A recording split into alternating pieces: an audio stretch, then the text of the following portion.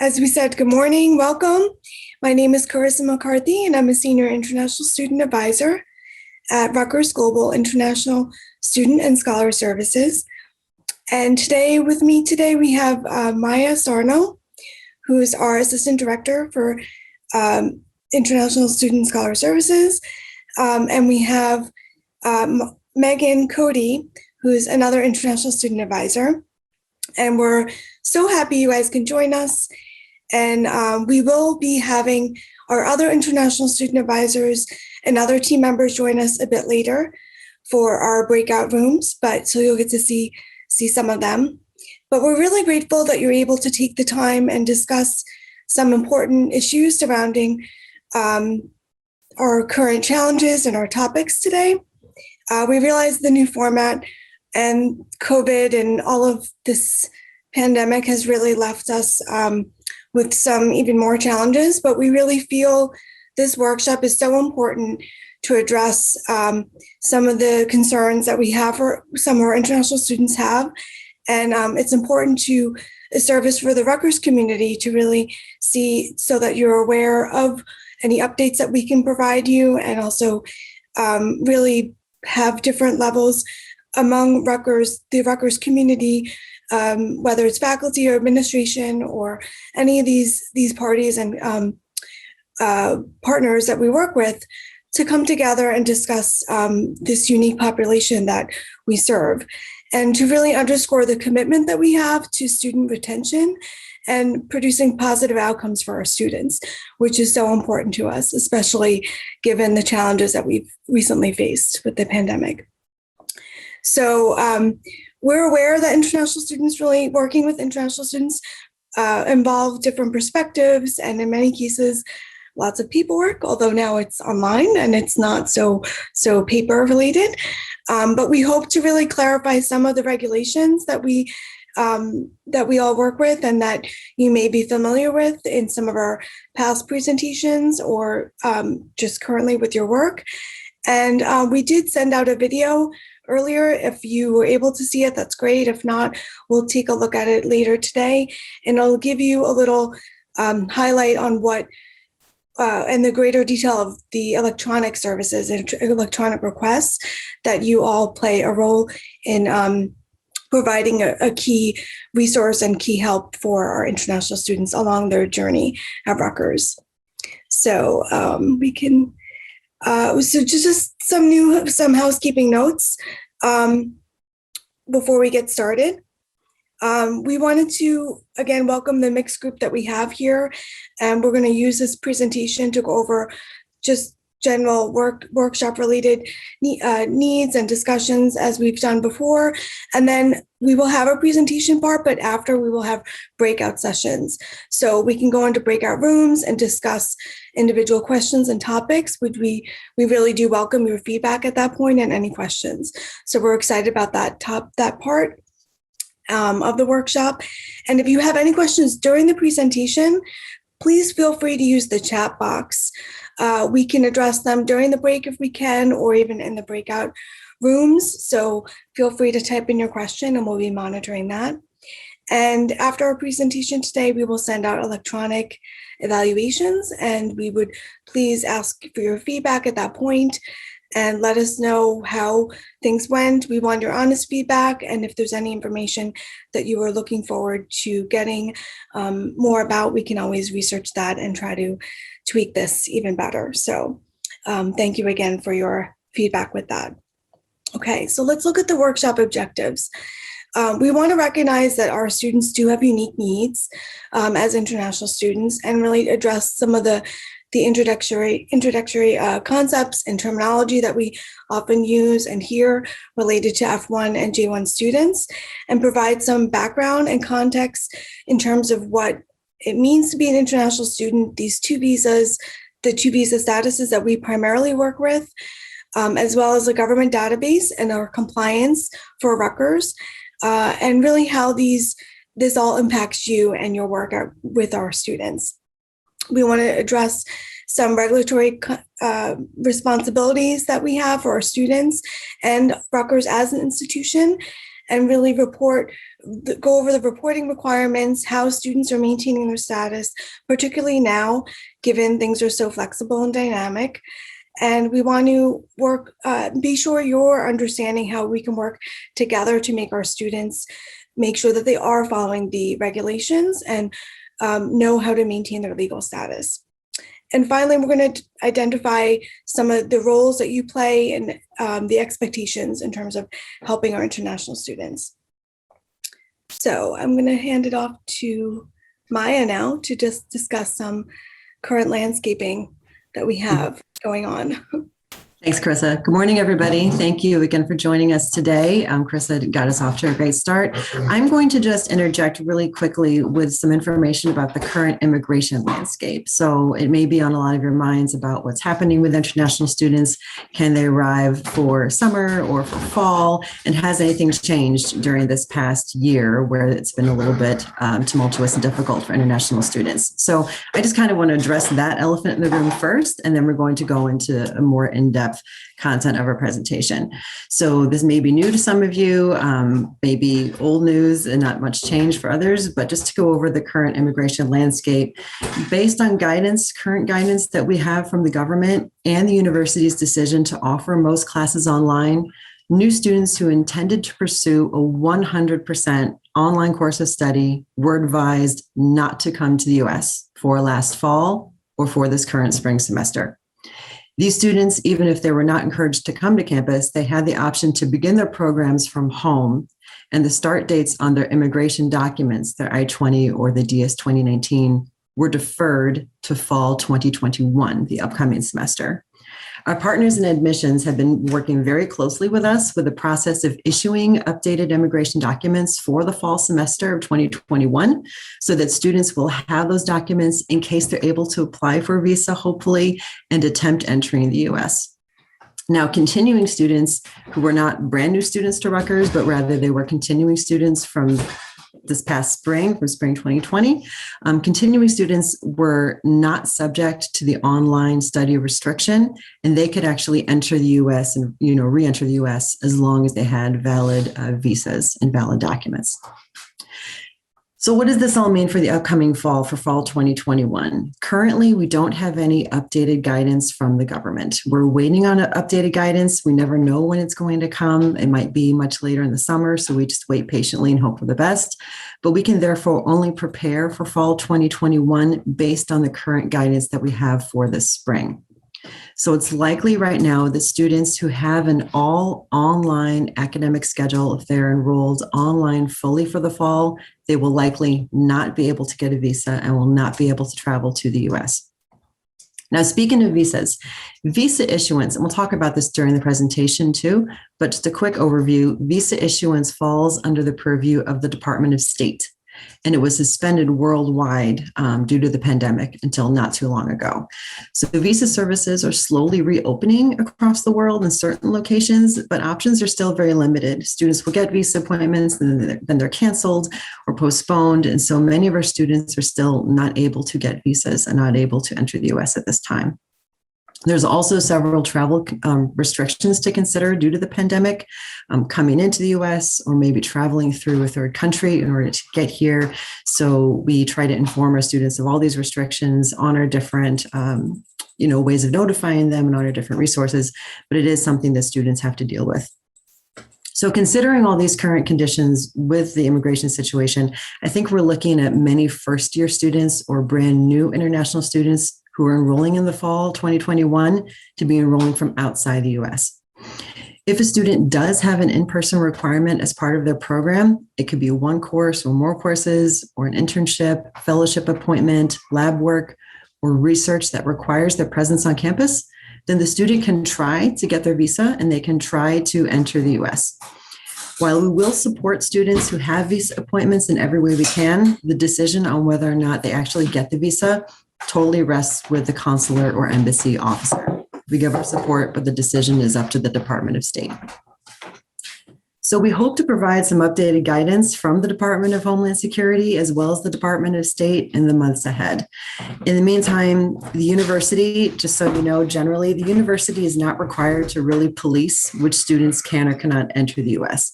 If a student is able to get a visa appointment overseas, then the student can consult with their academic official about registering for a class with an in-person component, if at all possible. Our office has been providing support letters that may help with the visa appointment, and we can advise students on a case-by-case basis. But during this whole time of the pandemic, and it's been very complicated, we always take the approach to advise students according to what is in the student's best interest. For example, one of the main reasons why we discouraged new students from attempting to enter the U.S. for the fall and spring was because the campus services were largely reduced over the last year, and we weren't at full capacity to support them in a way that we would during non-COVID times. But as the situation continues to evolve, we will adjust our message accordingly to students and post them with updates. In the meantime, you can always refer to our alerts page, which is here on the slide, and we can also put it in the chat, as well as our email notices. So we keep all of our email notices to international students on our Rutgers Global website. So you can look back to those different alerts and see how we've notified our students.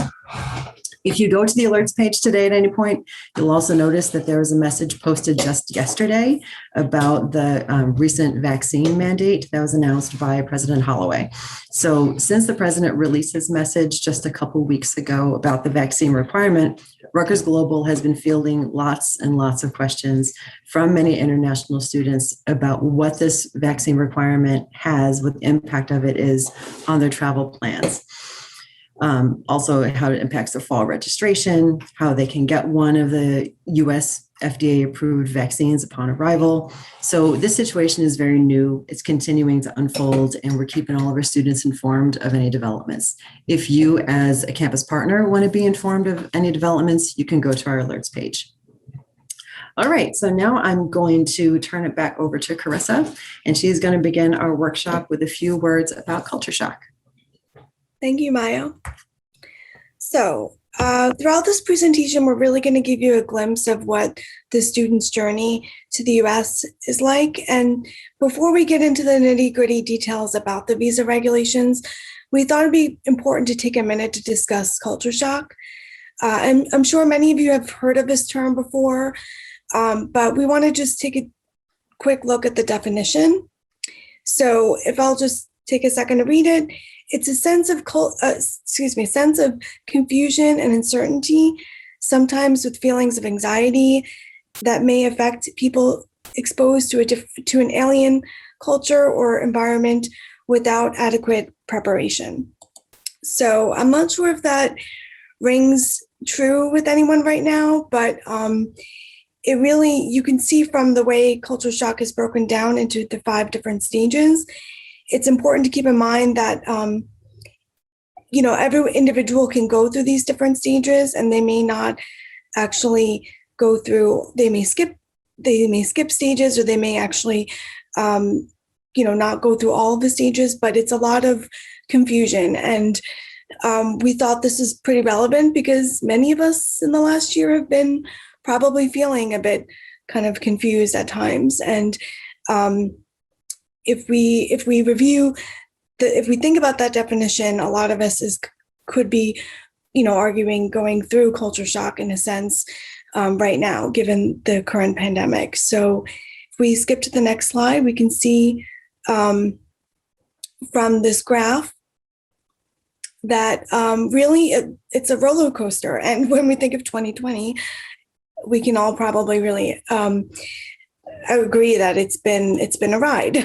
There's a lot of highs and lows, and it may feel like you are in a different culture because in many cases we have been. And our students really, prior to COVID would go through these types of roller coasters. They'd feel highs and lows of their different experience that they're going through. And it's really, it's interesting to see the parallel and to see how our experience could mirror theirs at this point, because it's challenging. And we see that different stages, we're going to go and feel different things and different emotions. So we have a quick video we wanted to share that will kind of outline a little bit about the parallels between culture shock and then, highlighting Corona culture shock, which we all could be feeling so much right now. So I'll pause for a second so we could watch the video. Culture shock is a well-known anthropological phenomenon. It usually takes place within an individual who spends an extended period of time in another culture. Exposure to different culture norms over a prolonged period of time causes us, as human beings, to change. I find that the global situation in which we find ourselves at this moment can be seen as a collective culture shock. We can largely predict our reactions to the corona measures by looking at 4 consecutive phases. After the initial phase that in many places only lasted for a few days, we found ourselves in the honeymoon phase. As long as you're not directly affected by the danger of the virus, it's quite exciting times in its newness. The change phase brings highs and lows. During the first culture shock, we are confronted with the stress of imposed behavior change, like social distancing. The second culture shock rattles our values and beliefs. How much is a human life worth? Challenging conversations, intense emotions, culture shock. Each person progresses through the phases with different emotional responses and at a different pace. Additionally, some see it as a temporary crisis that can be overcome with minimal adaptations, while others see it as a highly compelling incentive for radical change in response to long-term problems. And at some point, the corona measures will end. We'll celebrate euphorically the return phase. And then the inevitable will happen. We'll be hit by the re-entry shock. We'll want to return to our business as usual, but each of us has changed. We will be unwilling to let go of some of the advantages, for example, the freeing absence of traffic jams. If we have the courage, during this shared culture shock, to collectively let go of old patterns and introduce new strategies, then this period can turn out to be hugely beneficial. It won't necessarily be an easy ride, but you certainly come out of a culture shock differently than you went in.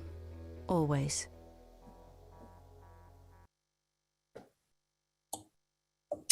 So that was pretty powerful, I think. And for anyone that joined us for our last workshop in November, now it's interesting that we're kind of at the, almost re-entry phase where we're kind of experiencing this reverse culture shock from when we were changed. So we've changed. So it's interesting. I think it's a good topic for us to really think about. And I think it really, like I said, helps us understand what our students go through, but also, having the awareness that we go through all of this and we are feeling this really is going to help us kind of reacclimate that much better. So being patient with yourself and being aware that this is okay to have all these emotions, I think is really, really key. So make sure you are kind to yourself as you're going through all of this. So, okay. We can go to the next slide when you get a chance. So the good news is that we are here to help you and all of our students along the way with our journey. And really, we wanted to highlight some of the main areas that our office focuses on and the way, what our roles are. So our office works clearly with international students and scholars, but we also have many other units and parts. So we have a study abroad office that helps direct and work with students sending students abroad to study outside the US, and also helping some of our exchange partners and incoming students. We also have the China office, which and the International Academic Success Unit, which really helps to coordinate the Are You Fit program, if you've heard of that, for new students, and our new program called ROSE, which is known as Rutgers Overseas Semester Experience. And the ROSE program offers Chinese students the opportunity to actually experience their first semester at Rutgers in a partner institution, partner university in China. And that was first in the fall, and we're continuing it for the spring. There are 3 locations for the partners, the Chinese partner universities. It's Beijing, Guangzhou, and Shanghai. So we're excited to have that continue for the spring semester. And we have students participating in that. We also have programs, which really is a key part in helping us support our university, our students and the university in terms of cultural programmings and academic programs that help support our students, faculty, and staff. And we have our International Partnerships Office, which helps develop agreements and builds relationships with our universities worldwide and coordinate from our international delegations that we have and we host once we are back on campus. So we do a lot, and that's primarily our core group, core focus. The next slide will show a little bit about how we are, the team that we are and how big of a unit we are, but our job is interconnected in many ways. So we have our executive director, Ermi Otiv, and our office is kind of divided into two separate parts, which is the student services and faculty scholar services. So Mohini Mukherjee leads our team of student services and the staff members there. And Asnath Dande is, many of you may have worked with as well, and she leads the group of scholar services and their staff. And we have some central administrative staff that helps with our front office and our programming and insurance, and those are also listed there. We've also merged, as everyone knows, with RBHS in 2015. We have also three other offices, which is the RBHS office in Newark, which is a satellite office. And our office has grown a lot, so we've kind of bursted out of 180 College Ave, and now we have other units in different spots, and we have the faculty scholar side who is housed in 30 College Ave. And we have other aspects of our more specialized staff. So myself, I work with the non-degree students, short-term students, and student interns. So those are kind of our special unique group in terms of coming to campus. And we also have Greg Costalis, who's our sponsored student advisor, and he works specifically with the Fulbright students and any third-party agencies that the students is supported on, and he's at 30 College Ave. So if you have any questions on where we are or how we can help, just reach out, but we do have different people in different locations. So we can go on and we can just talk a little bit more about what our office does in terms of immigration advice, which again, we focus on F1 and G1 students, but we're really helping them maintain their legal status. And we will go over a little bit more of what that means later on, but we help them comply with all of these confusing at times regulations and to follow the rules that allow them to stay in the US legally and also allow us to continue to host international students at Rutgers, which we are so happy to do. In terms of advising, we have virtual appointments now that COVID has happened, and except every day except for Wednesdays. And we also allow students to have to interact with us through these OPT chat sessions, which have been very popular.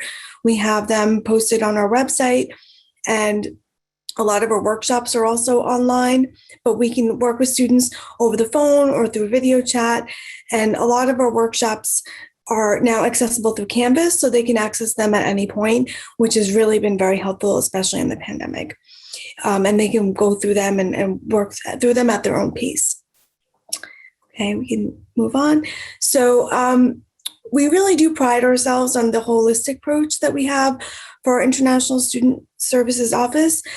In addition to advising, we also offer some programming for international students, and we have a mandatory international student orientation program that allows students to really get acclimated so that they are better equipped to handle any culture shock that they might experience. And we actually were able to do that in a virtual setting this year, which was a huge task, but it was very successful. We had some live events, and it was really exciting to see students finally. We welcomed over 700 students this fall. And for this spring, we had a much smaller group as we normally do, which is about 167 this spring. And it was really great to get good feedback from them, to see how they can work also closely with our Rutgers Global Programs Office. They had some friendship Fridays and so forth, and we have a lot of those other meetings that happen that really get them connected with other students, which is exciting to see even in a virtual setting. And for about a year now, we've had students. We no longer have students designated to a specific advisor, so students can have appointments with any open advisor for which they can get appointments on the website and schedule the appointments. And it actually works a lot better because it provides more flexibility and makes a little more efficiency to our students. We also have used some analytics and data to get their feedback, and we now are able to offer some evening appointments and some off hours. So it's really been great to get that feedback. And Trevor Cook has been really instrumental in getting that to us so that we can adjust our schedules and accommodate them while they're, online classes and so forth. Their schedule has changed. So our advisors are actually they're liaisons for specific departments. So you can reach out if you do have a specific concern to an advisor. We do want that contact in case there are questions. And you can meet all the advisors later. You can always search the link to find out which advisor is connected to your department and see who your ISA liaison would be if you do have any questions. In terms of university partnerships, we have a lot of different partnerships that we work with. We work with different units, and we really are very happy to work with them. We do provide immigration advising and programs to our students, but we know that we cannot do it all. We can't, help them in every aspect, but so it's important to really cherish those partnerships that we have. We work closely with the cashier's office, the accounting office. So many of these units, CAPS, work very closely with us. The dean of students, when there are crises or other things that we need to handle and help support our students. We also do customized workshops with some of these groups to help them get a better sense of what we do and how we can collaborate a little more together. And we do make a concerted effort to be proactive and make sure we do have, we establish these partnerships that are important and then address any questions that might have so we can really better support our students in both an academic setting and also non-academic setting for whatever they need to make their experience much better and make their experience holistic for Rutgers. So let's move on to some numbers. As you can see, we've had a drastic increase in our undergraduate numbers since 2013. And we've really had a lot of consistent numbers probably since then. However, COVID, of course, has thrown a whole wrench in that. But we are hoping that's going to rebound and everything for the next coming years. We will see what the repercussions are a little bit later. Our numbers right now are, we don't have exact numbers for this current year because they're given out later for the Open Doors report. But the chart on the right shows what we've had for last year. And as of right now for spring on the left, you'll see these are our current numbers. And in terms of just some other highlights, we had about 45 students readmitted for the spring. And the Rose program, we had 349 for the fall, and we have 340 for this spring. So that's good to see. These are students that are enrolled abroad, and we are hoping that they will be joining us for the fall. So that's also good to know.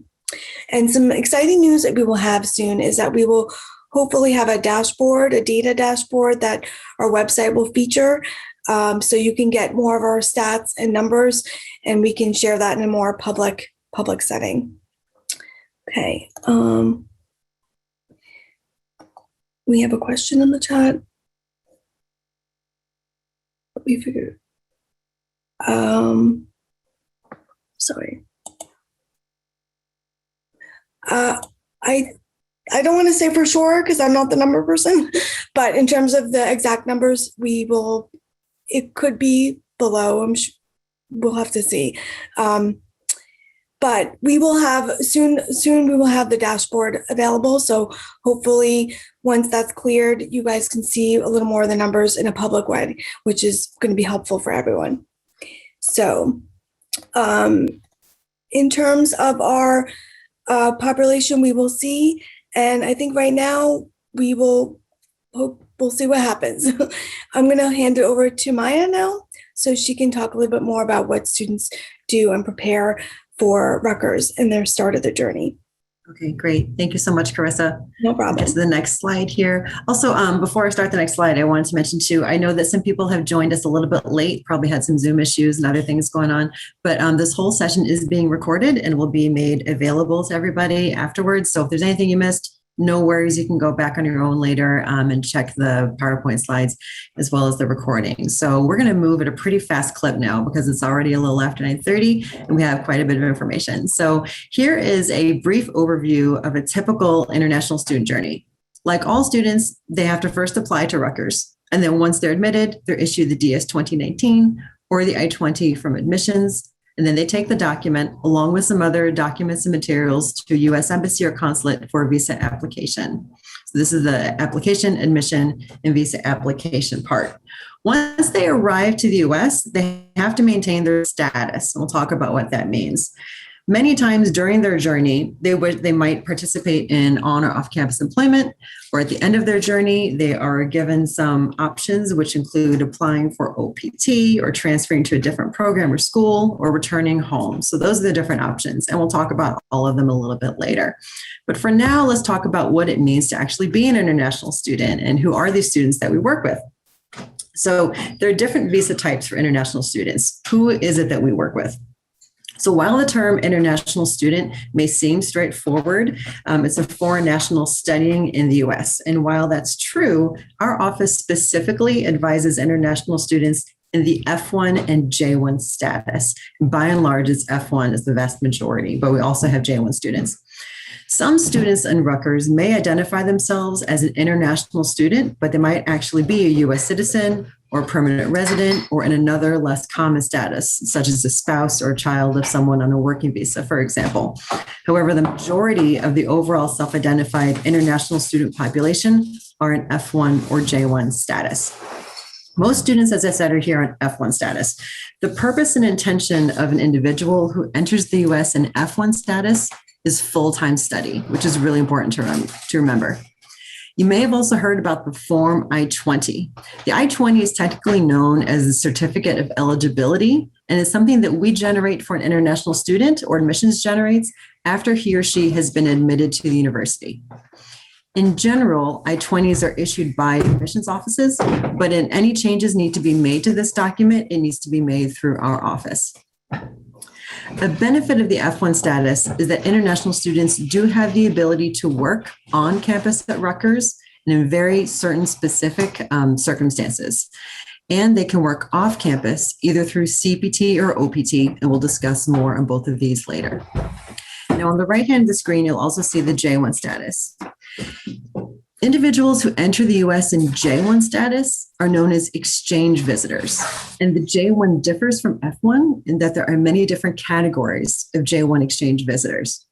So those of you who work with scholars at Rutgers also know that faculty and scholars can also be here on a J1 visa because that's one of the J1 categories. J1 student is another category of the exchange visitor. So F1 students have the I-20 as a certificate of eligibility, and J1 students have the DS 2019 as their certificate of eligibility. Also, our J1 students are subject to some slightly different rules and regulations than the F1 students, especially in terms of how and when they can work on and off campus. There's also short-term, non-degree J1 students that Carissa worked with directly, and she'll talk about more in the presentation later on. Now, you might be wondering, what is the difference between an F1 or a J1 student? It's actually mostly determined by funding source. The Department of State determines when they issue the visa. F1 students are generally self-funded. That means they're funded through their family or through personal finances, or in some cases, they're funded by Rutgers, and it's considered personal funding. The J1 students are different in that most of their funding is through a third party, such as a government scholarship or Fulbright. Okay, so let's talk about SEVIS. So the I-20 and DS 2019 documents that we referenced are generated by the SEVIS database. So I just want to briefly go over what SEVIS is. As you can see, SEVIS stands for the Student and Exchange Visitor Information System, which is a database that's owned and managed by the US government and is maintained by the school, specifically by our office. So because we have so many different student records to maintain, we also have an in-house database called Synapsys, and Synapsys helps us keep track of all of our student records. Information through Synapsys is transferred through the Rutgers database warehouse to Synapsys, and then we send the information up to SEVIS for reporting. So that's how we report information about students to the government. So as you can imagine, it's very important for us to be able to report everything accurately and updated about each of our students into SEVIS. These are the items that on the right, you'll see the items that we must report through SEVIS. Program information, address, telephone, email updates, those can all come through the My Rutgers portal, as well as personal information, employment, dependent information, meaning spouse or children, and any less than full-time enrollment. We also have to report to the government through SEVIS. Okay, so here's a Form I-20 and DS 2019. So as I mentioned earlier, the I-20 and DS 2019 are the certificate of eligibility for F1 and J1 students. They receive this document after they've been admitted to Rutgers and after they've shown proof of funding. This document has their personal information. As you can see, it's shown by the arrows a little bit, is their program information, including the level of study and the specific program the student is pursuing.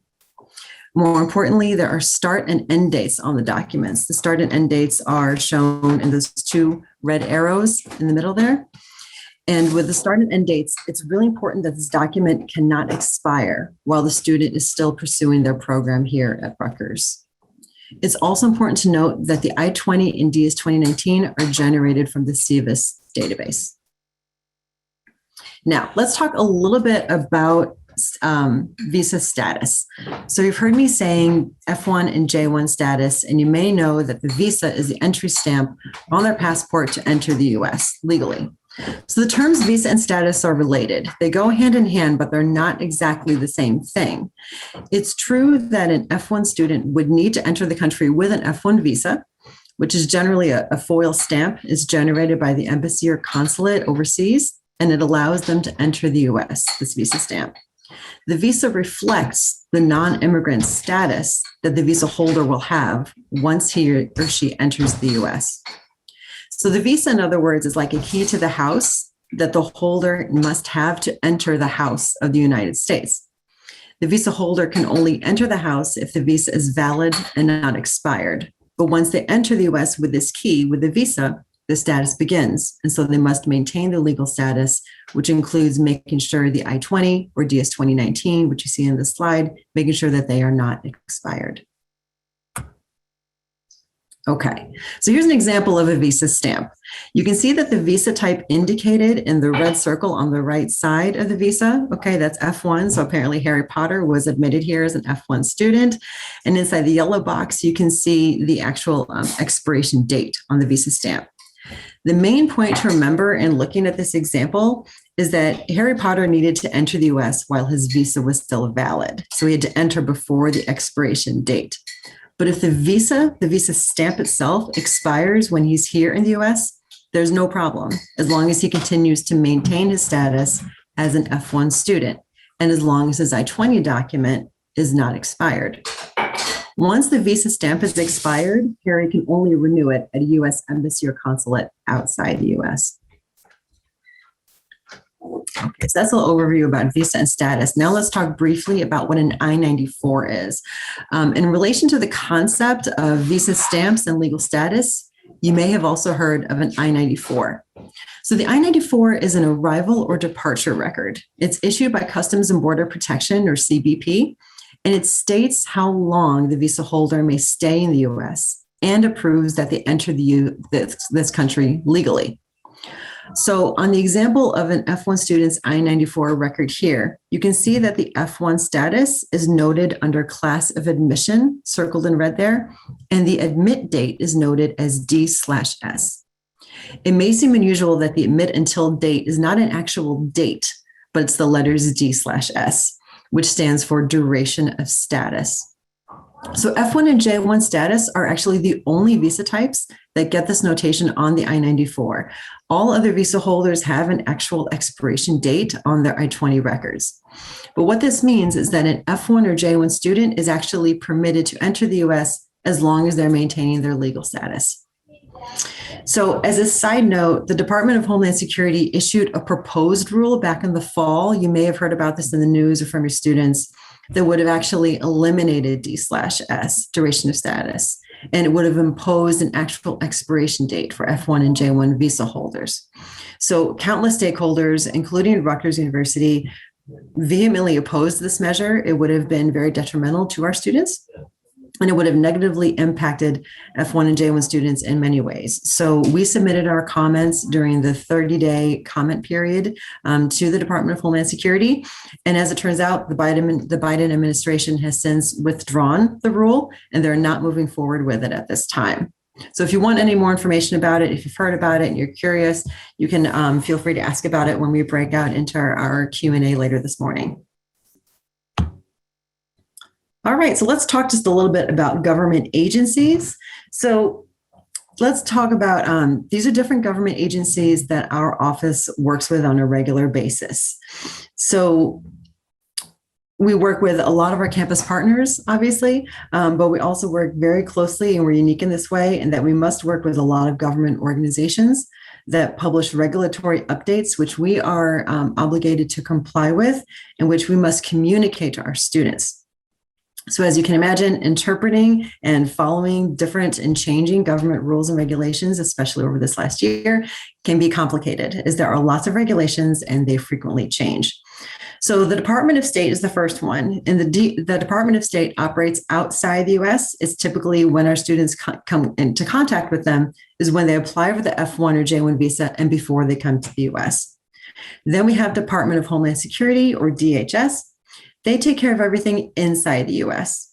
So when students get off the plane at the US airport, or when they cross a land border into the US, they meet with the Customs and Border Protection, or CBP officer. Then we have ICE, okay? Everyone knows about ICE. ICE is the legal enforcement arm of Department of Homeland Security. So the SEVIS database, the database that we use to report students and that issues the I-20, DS-2019 documents, this database is housed under ICE. And then finally, we have USCIS, U.S. Citizenship and Immigration Services. And this is the benefit granting unit that provides benefits for non-immigrants in the U.S., such as work authorization. On a more local level, we have the Social Security Administration, where they can either provide a Social Security number or deny a Social Security number to an international student. And just so you all know, because students are always interested in this when they get here, students are eligible for an SSN only if they have a job offer letter, such as an on-campus job. But many students actually go to the Social Security Administration to get a denial letter. And they want the denial letter because it's actually something that helps them when they apply for a driver's license. It just basically shows they're not eligible, and it gives them the reason why they're not eligible. But then they go to the Motor Vehicle Commission and they can apply for a driver's license. So those are the government agencies that we work with.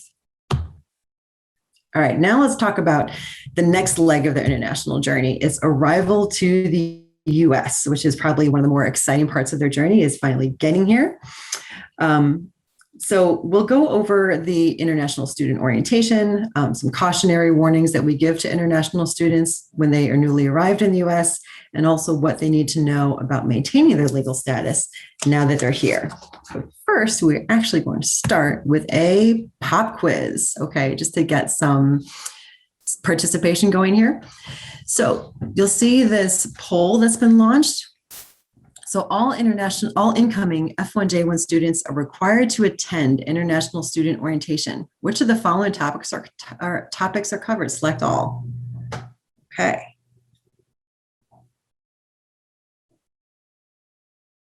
All right. Yeah, we'll give it a little bit of time for people to respond.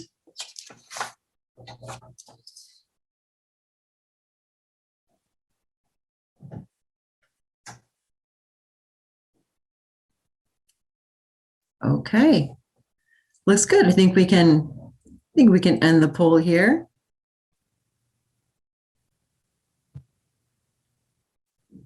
Okay, so actually, you're right. We do go, people who selected all of the above are right. We do go over each of these topics during international student orientation, including being aware of scams and frauds. So that's something that students are really do need to know about. But everything talked about here, maintaining legal status, student engagement, culture shock, we do go over during ISO. Great. All right, so let's talk a little bit more about International Student Orientation, or ISO. Our ISO program is a comprehensive week-long event, and it's mandatory for all new international students at the beginning of each fall and spring semester. So we offer it for new fall students as well as new spring students.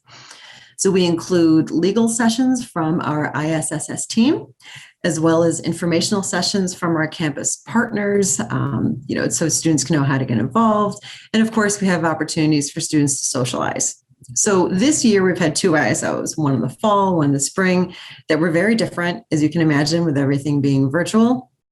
But we still managed to really have helpful content that was offered and shared through both asynchronous modules that students could access on their own, as well as some synchronous programs. And we had amazing orientation leaders who met with students synchronously and who took part in a lot of social programs and social activities, such as game nights that we had throughout ISO.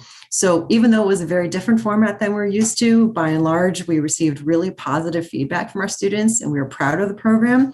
And we're looking forward to doing this again in the fall.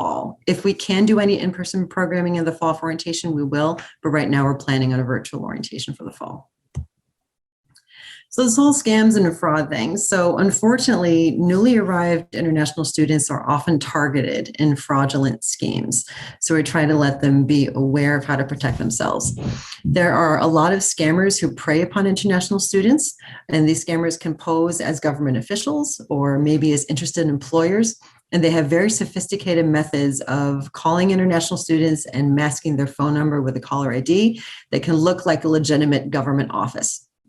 The scammers take advantage of unsuspecting international students, and they will demand money, frequently in the form of gift cards. And we always they will tell the students that failure to comply with their demands could result in deportation or some other negative consequence. So we do our best to inform our students about these schemes through both our ISO, through international orientation, but we also send out email notices and reminders throughout the year about being aware of scam attempts. So if you ever, in the work that you're doing with international students, if you learn of a student who's fallen, victim to one of these scams, please feel free to direct them to our office, and we can advise them about the next steps for reporting the incident, and also remind them about how to protect themselves against such schemes in the future.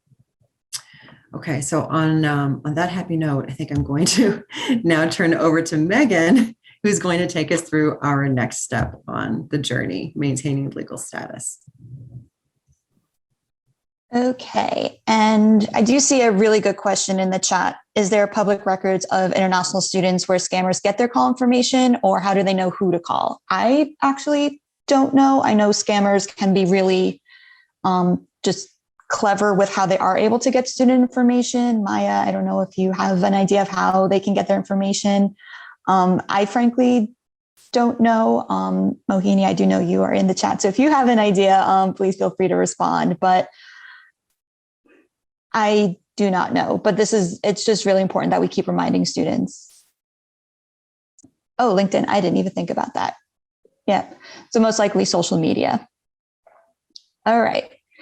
So the next step in this process is for maintaining legal status at Rutgers. So for students, this is really when they start their immigration process of now that they're in the US, what do they need to do to maintain their F1 status and stay here legally through the expectations of their visa, whether it's F or J.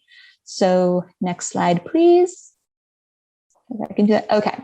So these are just basic things that when we say maintaining status, this is what our office means. So passports have to be valid. So passports always have to be active and valid. So unlike the visa that can expire and students can be okay, passport has to be valid. And the general rule is it has to be more than 6 months from the expiration date. So around 6 months before passport is set to expire, students should start getting the passport renewed through consulates, usually in New York. So passports can be renewed here in the US, unlike visas that have to be renewed overseas. Students have to maintain their address, email, and phone number. We do ask that students always update us whenever any of this changes, primarily so we know how to get in contact with students if we ever need to and we find out their email or phone number has changed. But that also is an expectation of ICE that students are updating us and we can update their SEVIS records with this new information.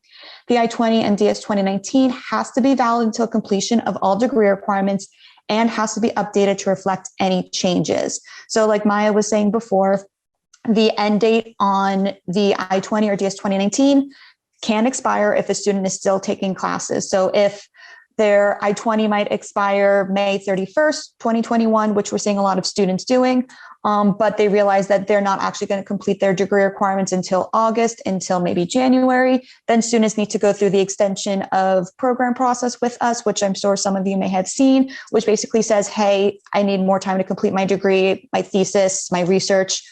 I need to extend my program. So that is really important because as soon as that I-20 or DS 2019 expires, the student basically is out of their program is done, and there really isn't an easy way to get a student back into status if their I-20 program expires. And updated to reflect any changes. I'll go over this in a little more detail in another slide. Travel signatures. So this is something that when students, under normal circumstances, usually during summer or winter break, if students want to go home to visit family, they would need a signature on their I-20 or DS 2019, basically where we're saying the student let us know they're planning on traveling, they're allowed to leave the US and then re-enter within a certain period of time, and we know that they're traveling. So at the border, they would show their I-20 or DS 2019 with this travel signature showing that we know that the student traveled, please let them back in. And of course, pursuing a full course of study. So in the next slide, we go over what this means in more detail. So under normal circumstances, this meaning has changed quite a bit due to COVID. So next slide, please. So the first few points haven't changed at all due to COVID. So when we say full course of study, we mean for undergraduate students, they are enrolled in 12 credits, and for graduate students, 9 credits. And that has not changed. So even if a student might be taking classes in the US, but online, or if they're taking classes overseas and online, if they're an active record with us, if they're an active student, they have to be enrolled either in 12 or 9 credits, depending on their program. Now, there are some exceptions, which I'll go over a little later, but generally this is what students should be in. So one thing that we definitely ask for academic programs, if a student is considering either dropping a course or might not want to do one of these full courses of study, please have them talk to us because we need to make sure that is the student eligible to do that? Or, they might not even know that you can't withdraw this class because that puts you under full-time status, which could jeopardize your immigration status in the US.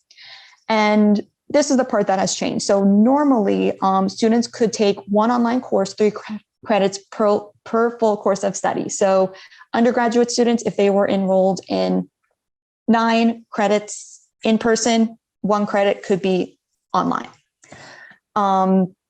Obviously, that has changed. So current guidance suggests that if an academic program is only being offered online due to the pandemic, then that is totally fine. Students can take entire semesters right now online. If they have any in-person classes or if like a lab is in person, they can do mostly online with that lab or that 1 class in person.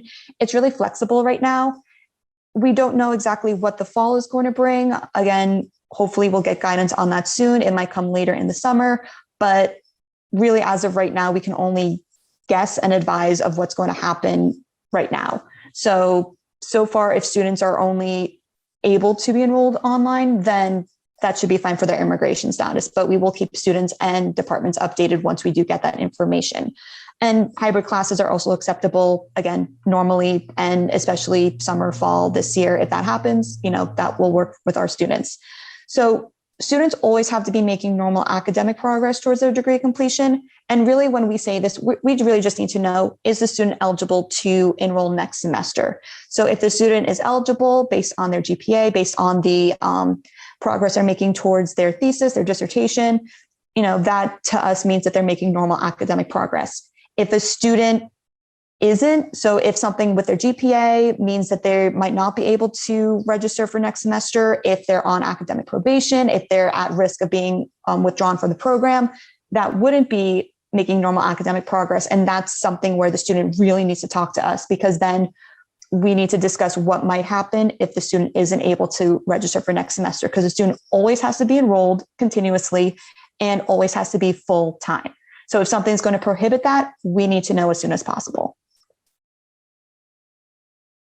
Next slide, please. Okay, so before I was talking about how students' records need to be updated. So these are all the different reasons why a student's record needs to be updated. So if they are changing their degree level, so if they're going from bachelor's to master's to PhD, or a PhD student who wants to stop and just get a master's before completing their degree, we need to know that, because we actually will go into their SEVIS record and report that to the government. So I know there's a lot of internal processing with this, but if you do have an international student who is changing their degree level, please remind them to reach out to us as soon as possible, because we will need to make changes to their record. Change of program for grad students. If they're an undergrad student who's changing majors, that should automatically update within the Rutgers database, and we should get that information.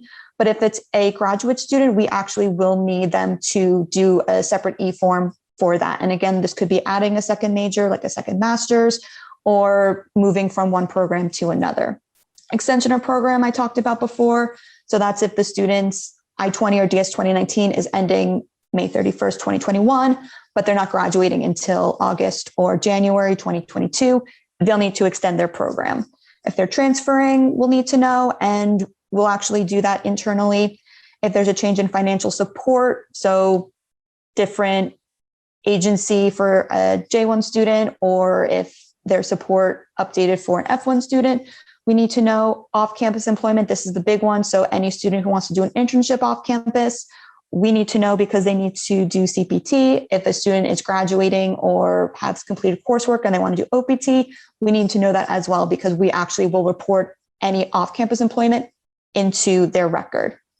Leave of absence, dismissal, withdrawal from program. Again, if a student is in this position, we need to know as soon as possible, because it will affect their legal status here in the US. So they really need to get in contact with us as soon as either the department knows or the student knows that this is a possibility. Please have them contact us. And then finally, readmission. So if a student took a leave of absence and is now planning on coming back, once they are re-enrolled back with the departments, we have them contact us so we can get them a new I-20.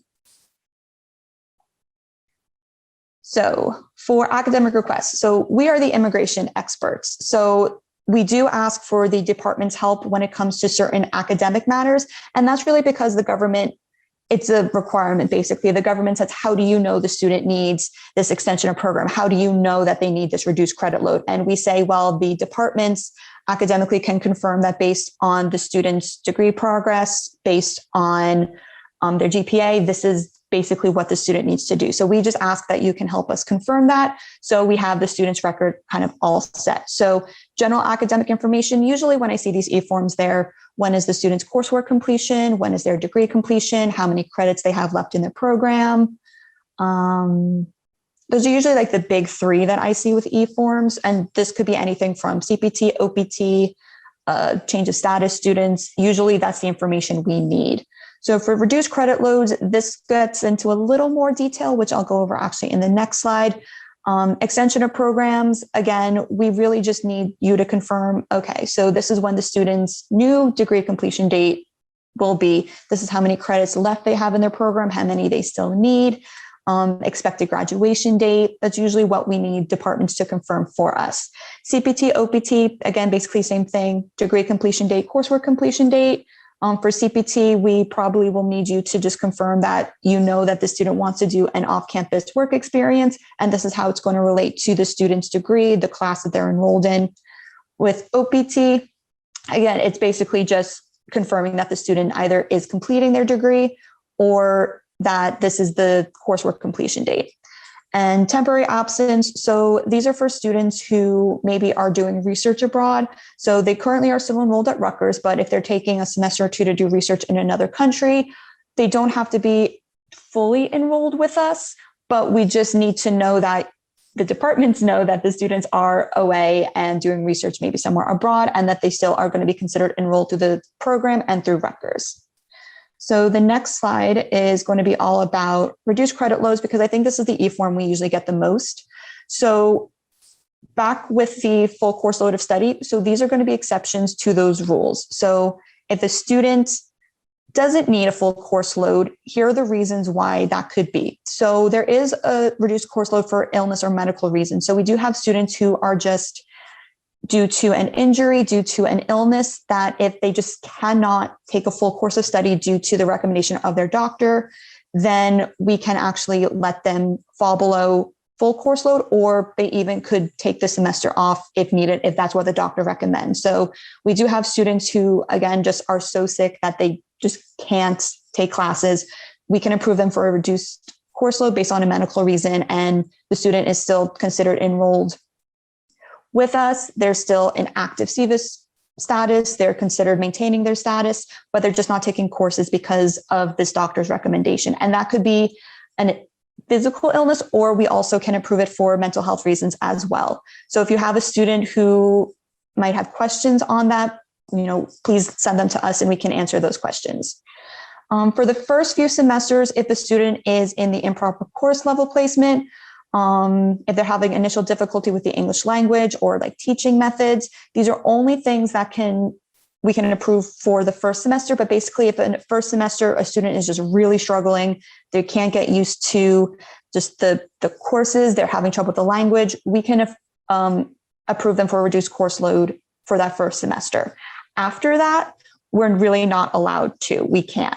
So if like a student in the second or third semester is struggling and they think one of these reasons might apply to them, we can't approve that. It's only for the first semester. The main thing we see reduced credit loads for is final semester before graduation. So it's their last semester and they don't need a full course load before they graduate. We can approve them for an RCL that way. So bachelor's student, last semester, they only need 2 classes, 6 credits. They can get an RCL for that, and that's fine.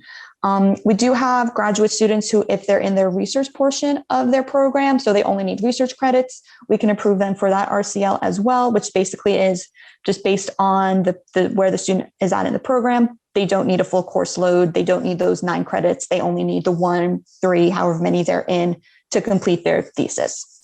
And I think that should be it. Yeah, so that's really what we ask for the academic side, is just to confirm that reason why a student might need an RCL. We probably have a good idea as to why the student might need an RCL, but we just need the academic side to confirm. All right, and we have a second pop quiz. So I'm going to go ahead and launch the poll. So this is going to be about the R Global Portal. So we use this every day. We talk about it with students. We talk about it with the departments as well. So what is the R Global Portal? So if you have an idea, you can go ahead and vote. So we'll end poll right there. So the biggest one was submit requests such as CPT or OPT, and that is correct. Access our online workshops. Actually, that is false. So all of our online workshops are actually through Canvas. But if a student doesn't have access to our Canvas page, they actually have to request access through our Global Portal. So they can't get to those workshops there, but they can request access. But all of our workshops are through Canvas. They do request travel signatures through the R Global Portal, so that one is right as well. And apply for SSN is false. They still have to go to the Social Security Administration office to apply. but there are documents that students can request through the R Global portal to help get a social security number, mainly a confirmation from our office that the student is in F1 status, they have an on-campus job, and they're eligible to apply for a number. So the main ones, CPT and OPT, yes. Travel signature, yes. Access or online workshops, no, but they can request access, and then apply for SSN, no, but there are documents that they can get from there. All right. So this is just going to be really quick. If you haven't seen what our portal looks like, this is it, our global portal. This is basically when a student needs something, they come here and request it. So all forms have to be submitted through the R Global portal. So we don't do paper anymore. Everything is through the R Global portal now. So when you get requests from students for, again, extension of program, reduced credit loads, CPT, OPT, everything is kind of filtered through the R Global portal. That's how the students first let us know that they need something.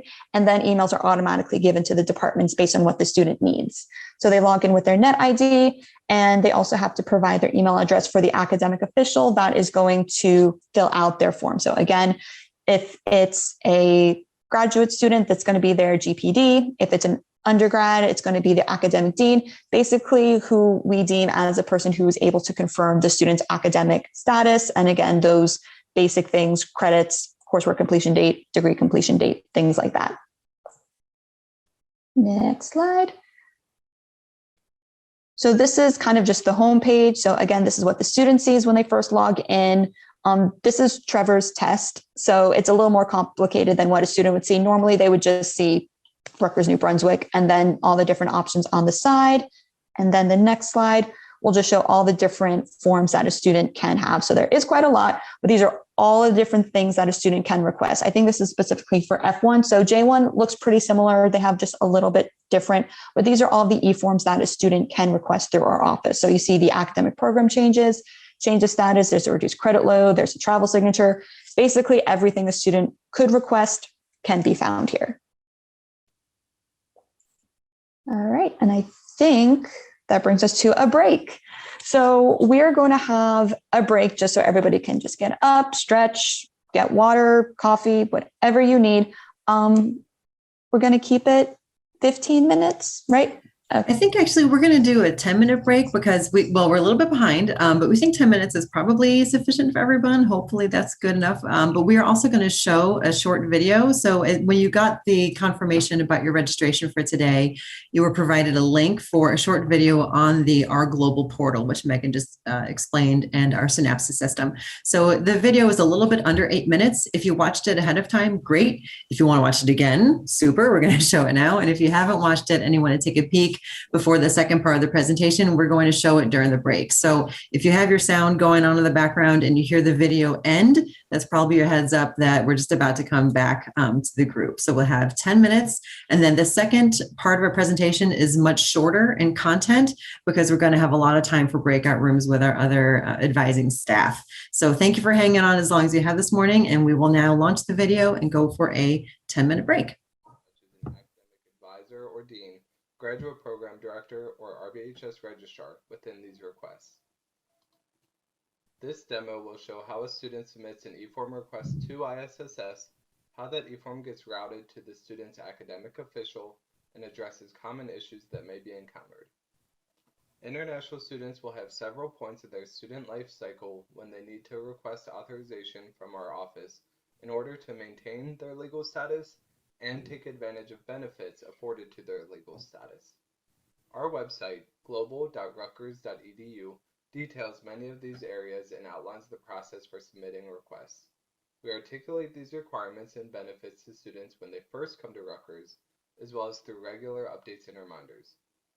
Students should be directed to the guidance on our website. Let's take a look at the reduced credit load page as an example. You can see that our webpage provides detailed guidance on eligibility as well as the procedure for receiving this authorization. The student is directed to the R Global portal, which is the student-facing portal that hosts all ISSS eForm services.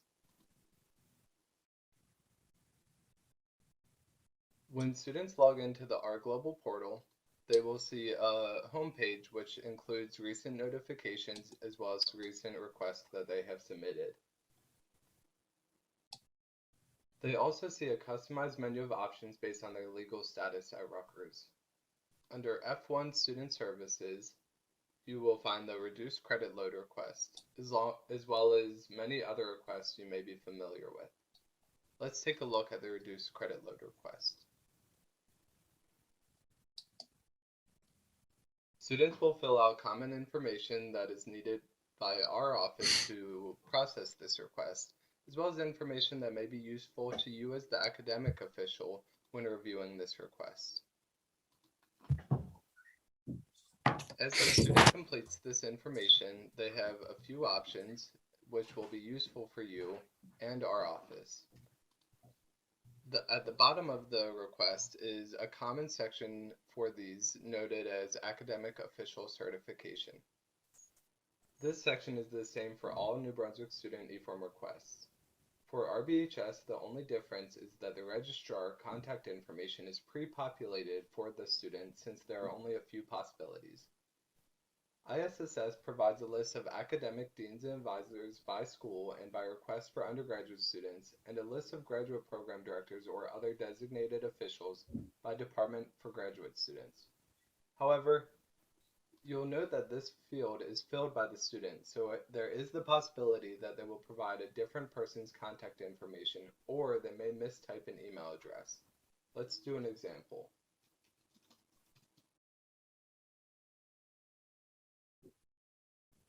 We will discuss later a situation where students may provide an incorrect email address, whether they mistype it or they provide the wrong person in the department. Once a student has filled out the information needed, they can submit the e-form. This sends an email to the student letting them know that ISSS got the email and that it has now routed to their academic official. It also sends an email to the academic official with a link to the request. Let's take a look at that email.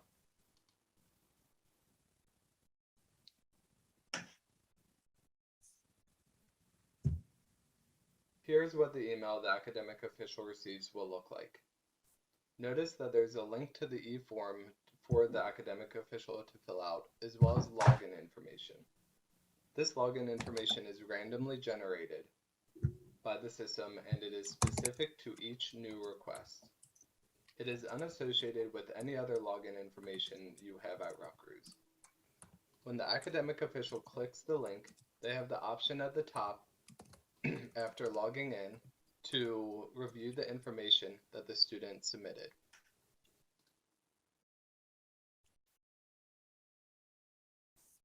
Then, they are typically asked a brief set of questions about the student's anticipated academic completion dates, as well as whether the student's request makes sense from an academic perspective. Let's go ahead and fill out this example.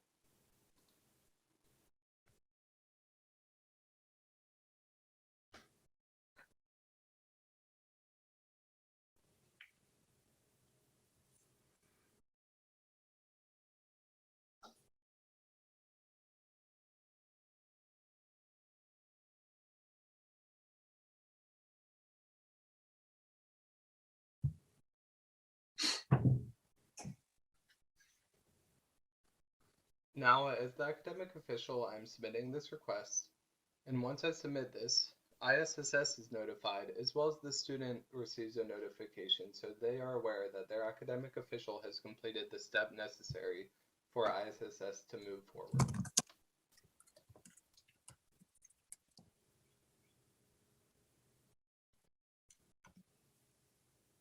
Now, we will go over some of the more common questions or issues that may arise with this process.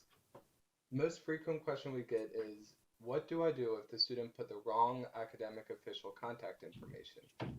In an example where someone else in the department got the request email and knows who it should have gone to, they can just forward that request email.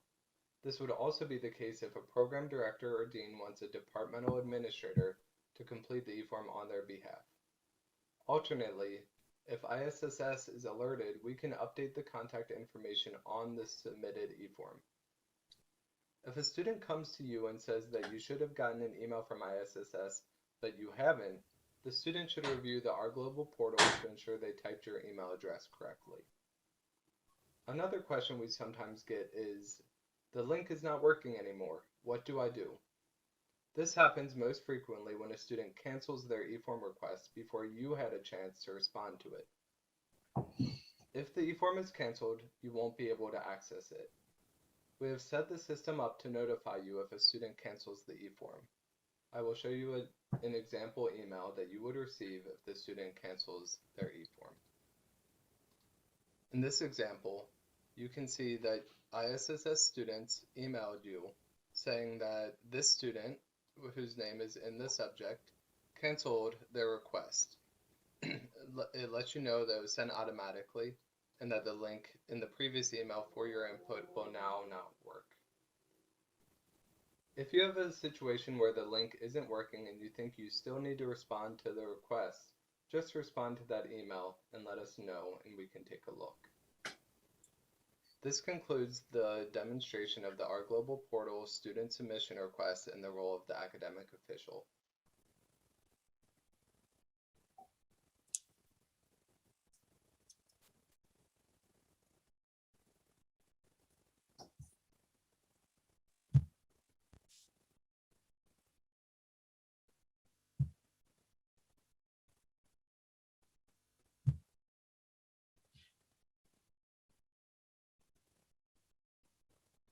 Okay, so it is already 10:25, so we are going to go ahead and get started again with the second part of our presentation. Resume. Thank you again for coming back and for bearing with us this morning and sticking with us as we are going through a lot of information at a very quick pace. We appreciate it. So I am now going to share my screen again and get back into our presentation. All right. So for the second part of today's workshop, we are going to touch upon the topic of employment for international students. This is a topic that a lot of you probably come into contact with our students. And so it's a relevant, obviously, topic. So there's a lot about it, but we're going to start talking about that now. We'll talk about employment both before and after their academic programs, as far as what they're eligible for. And we'll talk about their options for after graduation. And then finally, once we get through employment, which is a pretty hefty topic, we are going to be joined by our team of international student advisors and maybe from some other members of our team. And we'll have lots of time for small group discussions. We'll have breakout rooms that are broken down by theme and by topic. You're free to float in and out of the room so we can learn a lot of questions. But for now, we're going to talk about employment. So this area generates a lot of questions. I'll ask if you can hold off on questions in the chat as much as possible. There'll be a lot of opportunity to dig further into employment during the breakout sessions. So let's get started with a quick pop quiz. This is our last pop quiz of the morning, and we're going to ask a question about employment. So let's see. Oops. Let me see if I get to my next poll. All right. So the question is, if a student is working in my department and wants to apply for a social security number, they need to do which of the following? So which of the following implies there's one correct answer? Ask President Holloway for an SSN, participate in on-campus employment workshop, et cetera, just get an off-campus job, or go straight to the Social Security Administration without any documentation from ISSS. I see an overwhelming majority voting on one particular answer. We have to make them harder, Maya. Well, this was a gimme. I figured they were doing so well all morning. Let's give them a little break with an easy one. They're too smart. Everyone's too knowledgeable.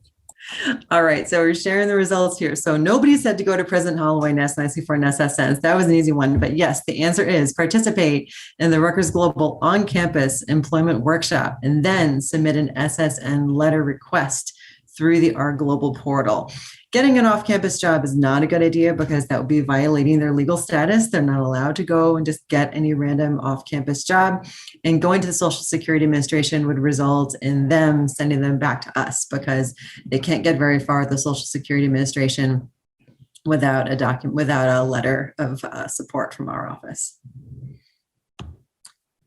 Okay, so we're going to close that poll and let's talk about employment and what is employment exactly for international students, what they're eligible for, how do they get it, and what do they have to consider.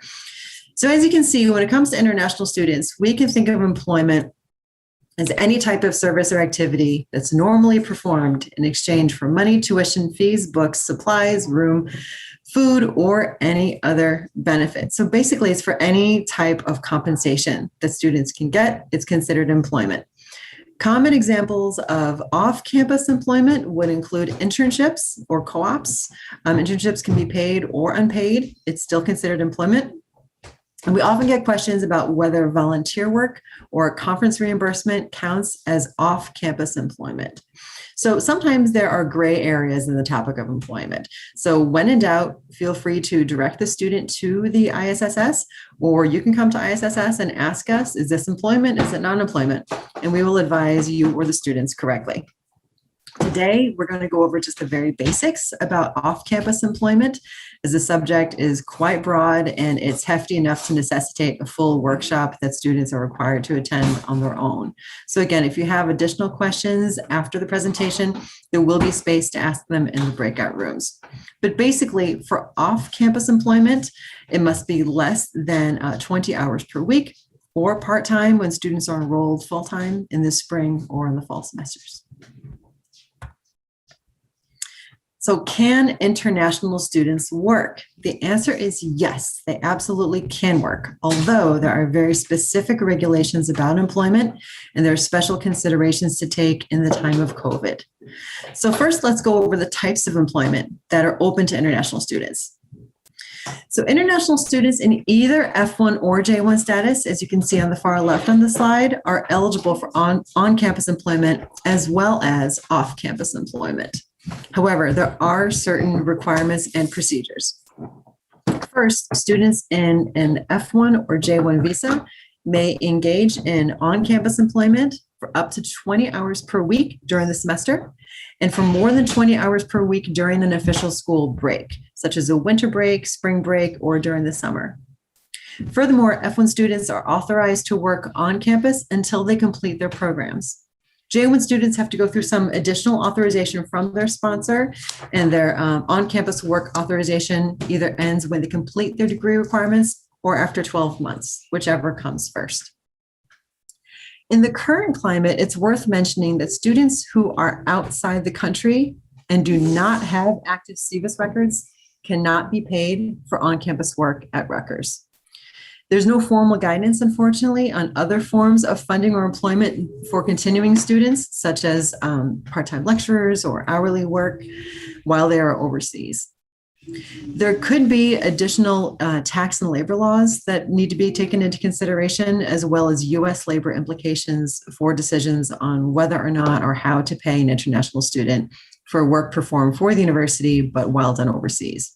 So if students have questions about on-campus employment while in F1 or J1 status from outside the US, they are advised to discuss their specific case with their employing unit and with ISSS.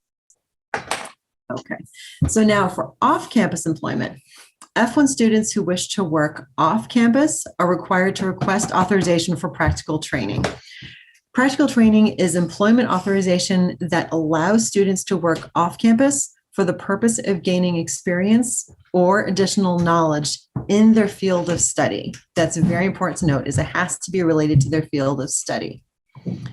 So curricular practical training, or CPT, can be granted as long as the employment opportunity is an integral part of the student's curriculum. CPT is authorized out of the ISSS office, and there's no application fee, and we can generally review and approve a CPT request within a few business days. On the other hand, there's optional practical training, or OPT. And OPT requires students to file an application with USCIS, which is U.S. Citizenship and Immigration Services. And again, remember, this is the benefit granting unit of Homeland Security. So OPT is a benefit that's available to F1 students. And with any type of OPT, they must work directly related to their field of study, and the work must be appropriate for the level of education. The application fee, there's an application fee for OPT. It's currently, as we mentioned, the application fee for applying for OPT is currently $410. And students can apply for OPT for either pre-completion OPT, or they can apply for post-completion OPT, or the STEM OPT extension. So those are all listed kind of in the middle of that middle column on the slide. While international students are enrolled in the programs, they can apply for pre-completion OPT. So that means pre the completion of their program. Although CPT is generally preferable over pre-completion OPT, since it's quicker for a student, they can only apply for CPT through our office. They don't need to file with the government office. There's no filing fee. And then after international students complete their academic programs, they can work off campus for up to 12 months through post-completion OPT. Now, students who are in a STEM eligible field, it's a STEM eligible program. Actually, it's determined by the actual curriculum code that's printed on their I-20 or GS 2019 document. If they're in a STEM eligible program, then they can apply for an additional 24 months of employment on top of the 12 months of employment through the STEM OPT extension. So that makes them eligible for a total of 3 years of off-campus employment once they finish their program. So under current guidance from our government, students can continue to engage in authorized CPT and OPT while they're overseas. So a lot of students are in the situation right now where they are overseas and they want to continue a CPT that's been authorized or continue their OPT. But if they're overseas and want to apply for OPT or for the STEM OPT extension through USCIS, unfortunately, the current regulations require them to be in the US when filing these applications. They cannot apply from overseas. So J1 students can only engage in off-campus employment through academic training. Similar to OPT for F1 students, academic training is for J1 students, and it allows students to work off campus for the purpose of gaining experience or additional knowledge, again, in their field of study. It's authorized from our office, so they don't need to apply with an outside agency, and is for specific jobs with specific start and end dates. And students can engage, J1 students can engage in academic training either during their academic programs or after they've graduated. So Chris is going to talk about that just a little more. But all this is to say is employment is a very complicated issue when it comes to working with international students. So it's further complicated too by current circumstances and location issues with the pandemic. So if you or students have specific questions, feel free to ask them or hold on to them for our breakout rooms. You can talk about, we'll have lots of opportunity to talk about employment. But for now, I'm going to hand it back to Carissa, who can talk about academic training and also for details about how to onboard international students, what that looks like. Thanks, Maya. So I won't go into too much detail about academic training because we do have such a small J1 student population. And if you have any questions about academic training, you can certainly reach out to me. But it's important to note that the academic training process is different than OPT, so are the timelines. So this slide is just giving you a glimpse of what students and employers need to provide for the academic training or the AT application. These applications are evaluated internally with our office. There's not, as Maya said, there's no separate application to the USCIS, but they need to have a job offer. So unlike OPT, where they can apply to work anywhere in their field, with academic training, they must have a job offer first. And we do have some students that do academic training on campus still, because maybe they're done with their program, it's a full-time position. So there's a lot of different variations within academic training, but the key difference is that they must have a job offer first, and the timelines are quite different.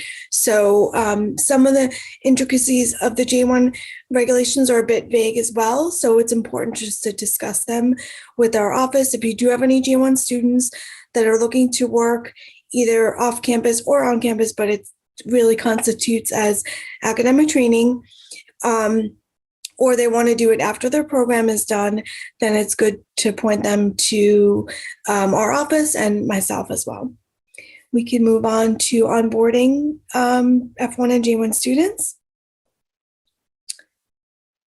Okay, thanks. So this is a general overview of the process with the documents. So some of you probably have done this before, and we know that there's different systems, and just keep in mind that the student has to do certain things and you have your own process in place where you're entering them, say in HCM and then the payroll system. So I know that there's some departments too that have different processes than others.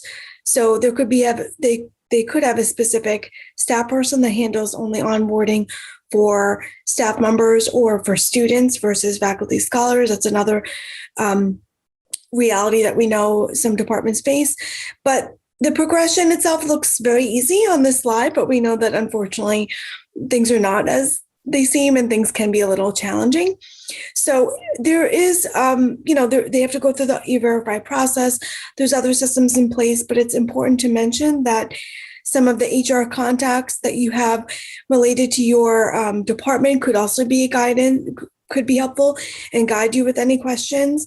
As well as our office, you can certainly reach out if you do have questions about F1 or J1 students or any even other visa statuses like J2 we've had, which is a dependent of a J1.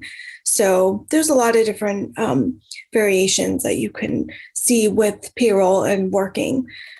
But if we go to the next slide, we just wanted to highlight that there's two different softwares, which are both named Glacier, which, Rutgers unfortunately makes things even confusing, but there are different software. So one is the Glacier tax compliance software, which the students would be using.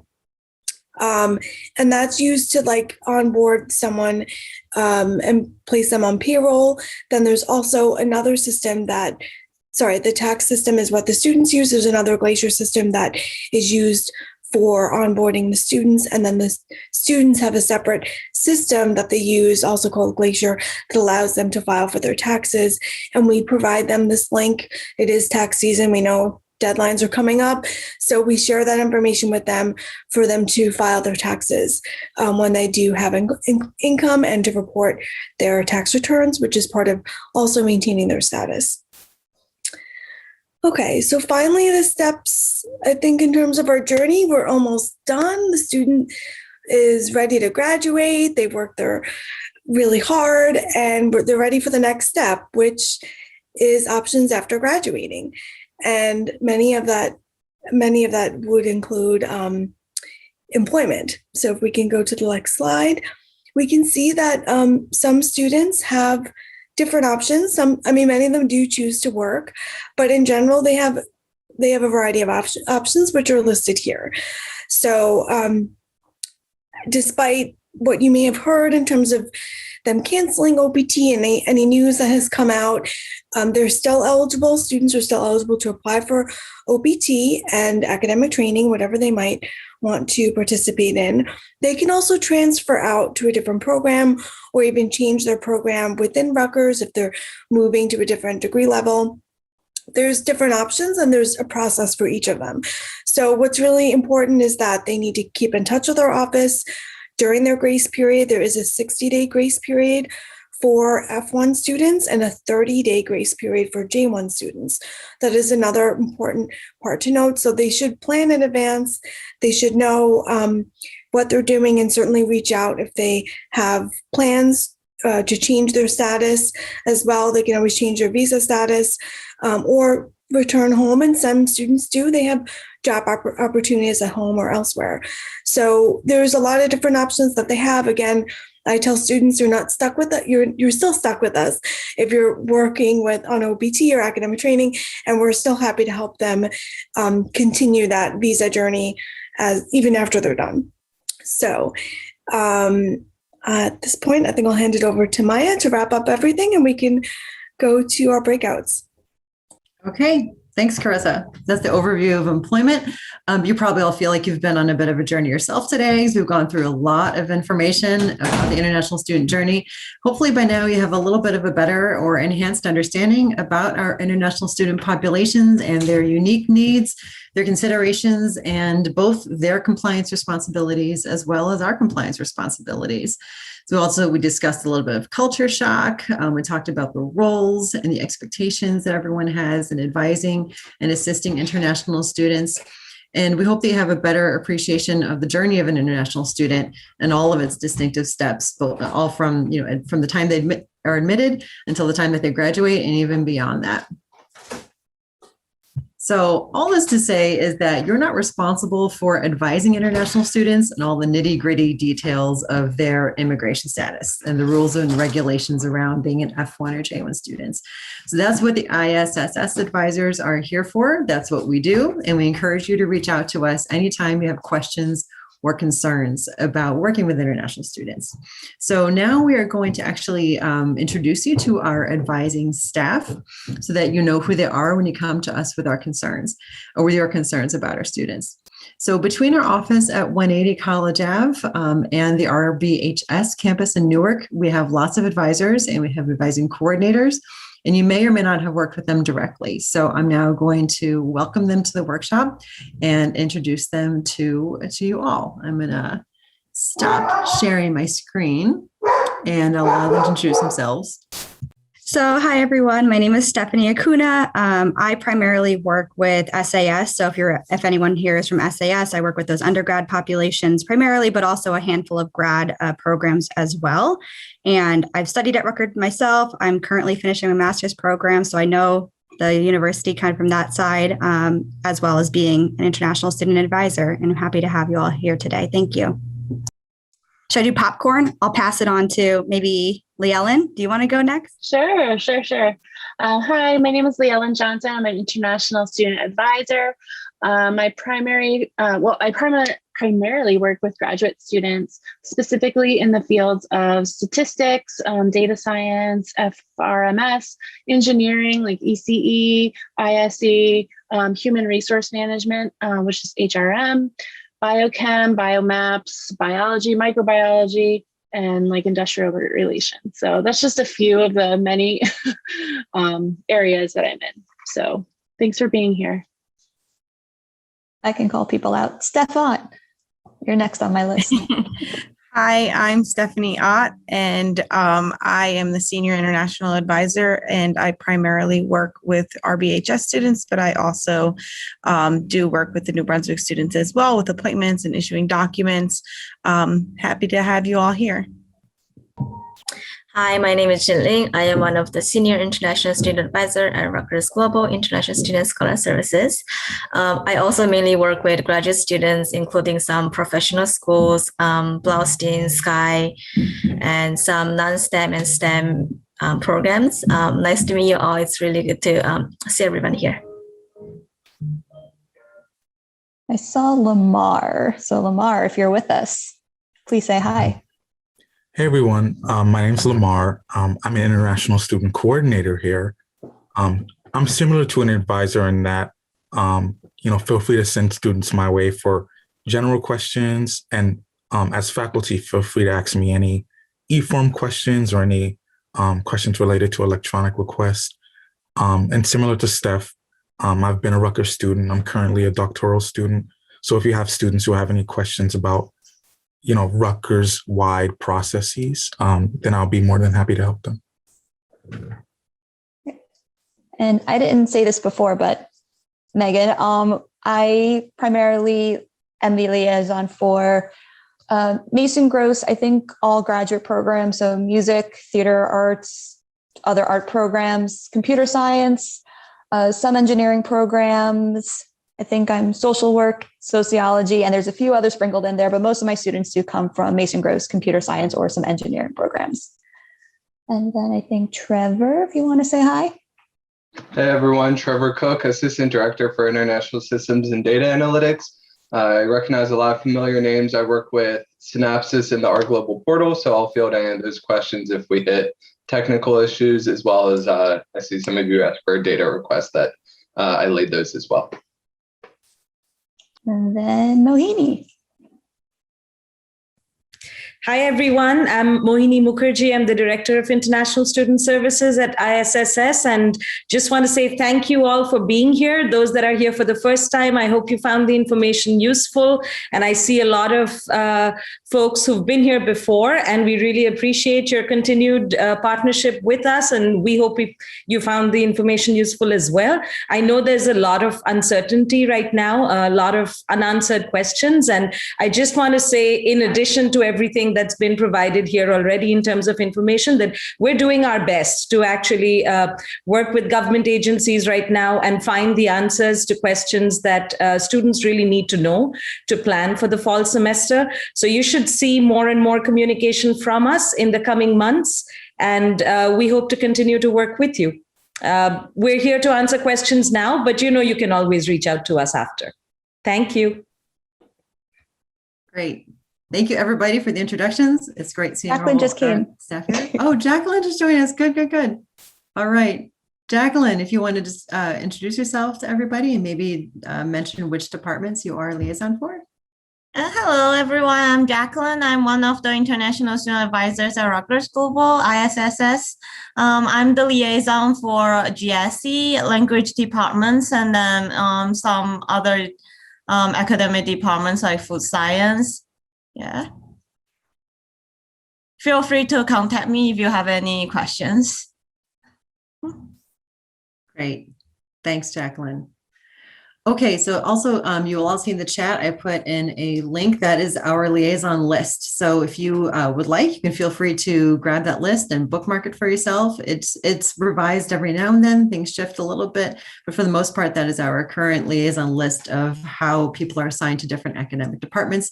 So you know who your point person is for ISSS. But again, as Mohini said, we are all available all the time. So if your particular person is not available when you try to reach out to us, you can also talk to another member of our staff, and we are happy to advise you in whatever way we can. So we are now going to jump into our breakout rooms. I'm going to share my screen again so that you can see the different options that you have for the breakout rooms. 1 second. Okay. All right. So we have 5 breakout rooms for very specific topics, and then we're going to keep the main room open. So Trevor and Lamar will be in the main room, and that's for questions about Synapsis and about the Our Global portal. So if you're not sure where to go, feel free to stay in the main room and you can learn about Synapsis and the Our Global portal. Otherwise, you can feel free to float in and out of the different rooms as you see fit. If you have one question answered and you want to go to another one, that's fine. And if you have a question that's not covered under one of the specific topics that's listed here, then when the breakout rooms close in about 20 minutes, we'll have time to go over some miscellaneous Q&A.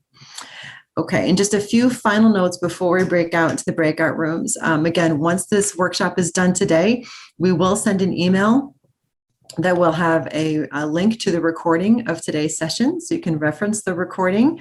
We'll also include a PowerPoint of a PDF of the slides from today and a link to our evaluation. So thank you in advance for your feedback for the evaluation. We value it and we appreciate it very much. Also, if you're not able to stay for the breakout rooms, we know people's time is very valuable. Feel free to leave the meeting, and we just want to thank you right now for coming. But if you're able to stay, then that's great. And just a tip, you can leave your breakout room by clicking on the leave breakout room option, come back to the main room, and then choose another room. So with that, I think Megan is going to open up the breakout rooms for about 20 minutes, and then we'll come back together probably around 11:15. All right, so I shared all the breakout rooms. So advisors, you can head on over to the rooms we were assigned. And then for all of our guests, I believe you should just be able to hit join, and that should automatically send you to that breakout room. So we will see what happens. But on-campus employment, so any questions related to on-campus onboarding or on-campus employment, off-campus employment, that's CPT or OPT, travel, mental health resources, and then fall 2021 and admissions questions. And then any Synapsis or Our Global questions, you can just stay in this room. So I will.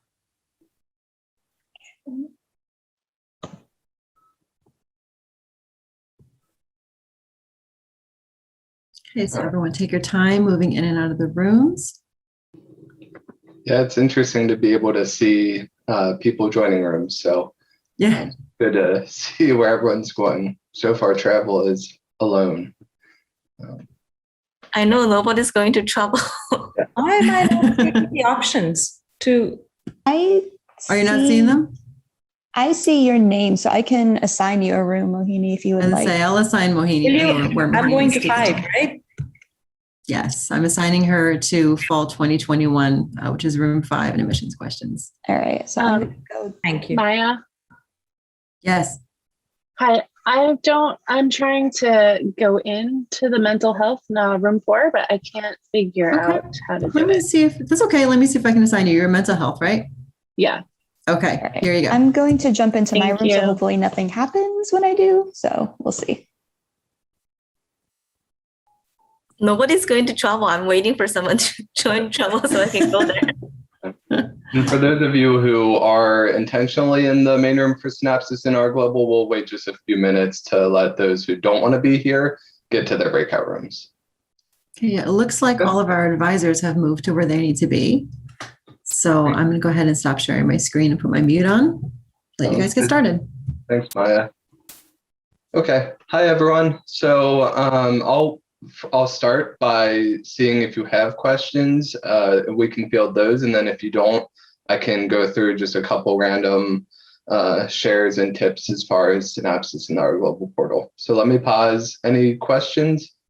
So I'll go ahead and share my screen and perhaps just give you a couple walkthroughs of some of the core parts of the R Global portal that faces for students. Lamar, feel free to jump in if you have any other things that you think we should share. And similarly for our other attendees, if something I'm sharing raises a question, please feel free to jump in either in the chat or by audio and let me know if you have any questions. Let me get my sharing going. Okay.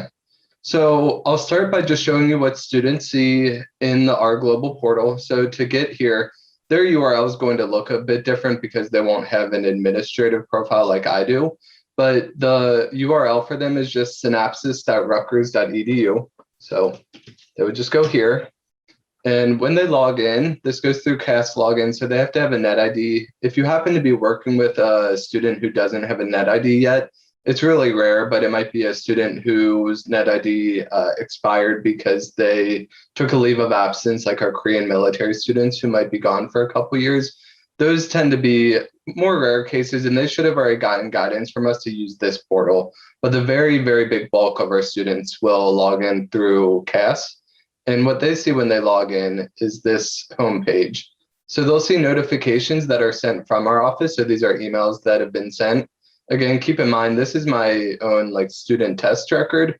So most students aren't going to see as busy of a page as you're going to see for me. Then at the bottom are all the requests or e-forms that the student has submitted to ISSS and the status of them. So again, I have a lot because it's my test record, but this is a place where a student might have submitted a reduced credit load request or post-completion OPT request, and they can see the status of that by clicking into it. So for this OPT one, it's OPT season for us. Our May grads are in the thick of applying. So you might see students submitting to you the confirm academic completion e-form, where we need approval from you all on when those students are graduating and completing degree requirements. So in this case, the student has submitted a few of the 6 e-forms, but not all of them. The only one that your office is involved in, and this is a common theme for our processes, is that student might have multiple e-forms that they need to submit to us, and they'll only have one that will route to their academic official. So you'll be involved at one part of that. So here, I'm gonna go ahead. I don't actually remember this one. I submitted it a while ago, but this one said pending. So this student did a really bad job of submitting stuff, told us their dates that they thought, and they're not far along enough in the process, but they would have been able to click here and see what they submitted and see if it was pending with their academic official or if it was pending approval from our office. In this case, it's pending our approval. In this e-form, just to give you an example, the academic official contact. So this is for RBHS. So for the RBHS programs, there's only a few registrars, so we are able to provide those specific ones. However, for our New Brunswick students, if we go to a different example, so I'll show you another one, like the extension of program, any of those where students are routing things to academic officials for approval, that you'll see they get the same guidance where it says it requires approval from your academic official and defines what that is. So for our undergrad students, it's typically the academic dean or advisor. For graduate students, it's pretty much the graduate program director. So we manage these lists. If you ever get a request to your office that seems inaccurate, just respond to that request from our ISSS students email, and we can look into it and update who they put here. But just to walk through this process as an example, and then I'll pause to see if it did solicit any questions. Let's say I'm an undergraduate student. I don't know who I should put here. Maybe I can put anyone. So a lot of times maybe they'll have emailed with someone in an office and they just put whoever they most often heard from. And that might not be accurate. So in that case, you might get an email and say, hey, I'm not actually an academic official. I might just be an admin and this needs to go to someone else. So if the student did their due diligence and click this link, they would see this list that we manage. And if you see anything outdated for your school, let us know. But in this example, let's say I'm trying to see if we have anyone on this call right now who is on this list. I don't think so. So let's say I'm in RBS. I'd say I'm submitting an extension request for RBHS. It's Lynn Williams. We do this by service because some of the schools want different contacts listed for different programs, but you can have the same person for each one, like pharmacy does for academic services. So if I was an undergrad submitting this, I would know I need to put Lynn Williams, L. Williams at business.rutgers.edu. And then retype it and then give them my email address I want to be contacted at. So what this will do is route an email to that academic official with a link to this e-form. At the top of that e-form, once they sign in, it will show what the student submitted so that the academic official can see here's what the student thinks is their coursework completion date and the program requirement completion date. And then we ask for you to verify that or let us know if it's different. So that's the most common interaction you all would have with our global portal and a typical experience on the student side. Did that solicit any questions or thoughts?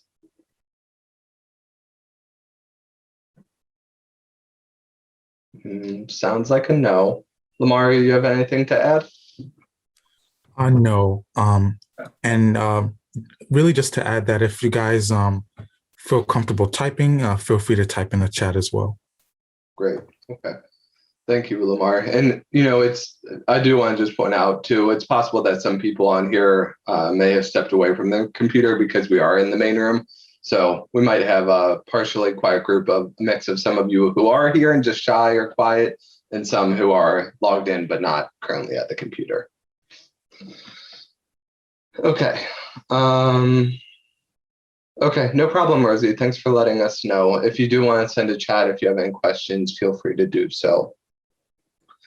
The only other thing I thought maybe it would be helpful to show is, let me go back to sharing my screen, is just a really quick overview of the processes that are available to students through this portal.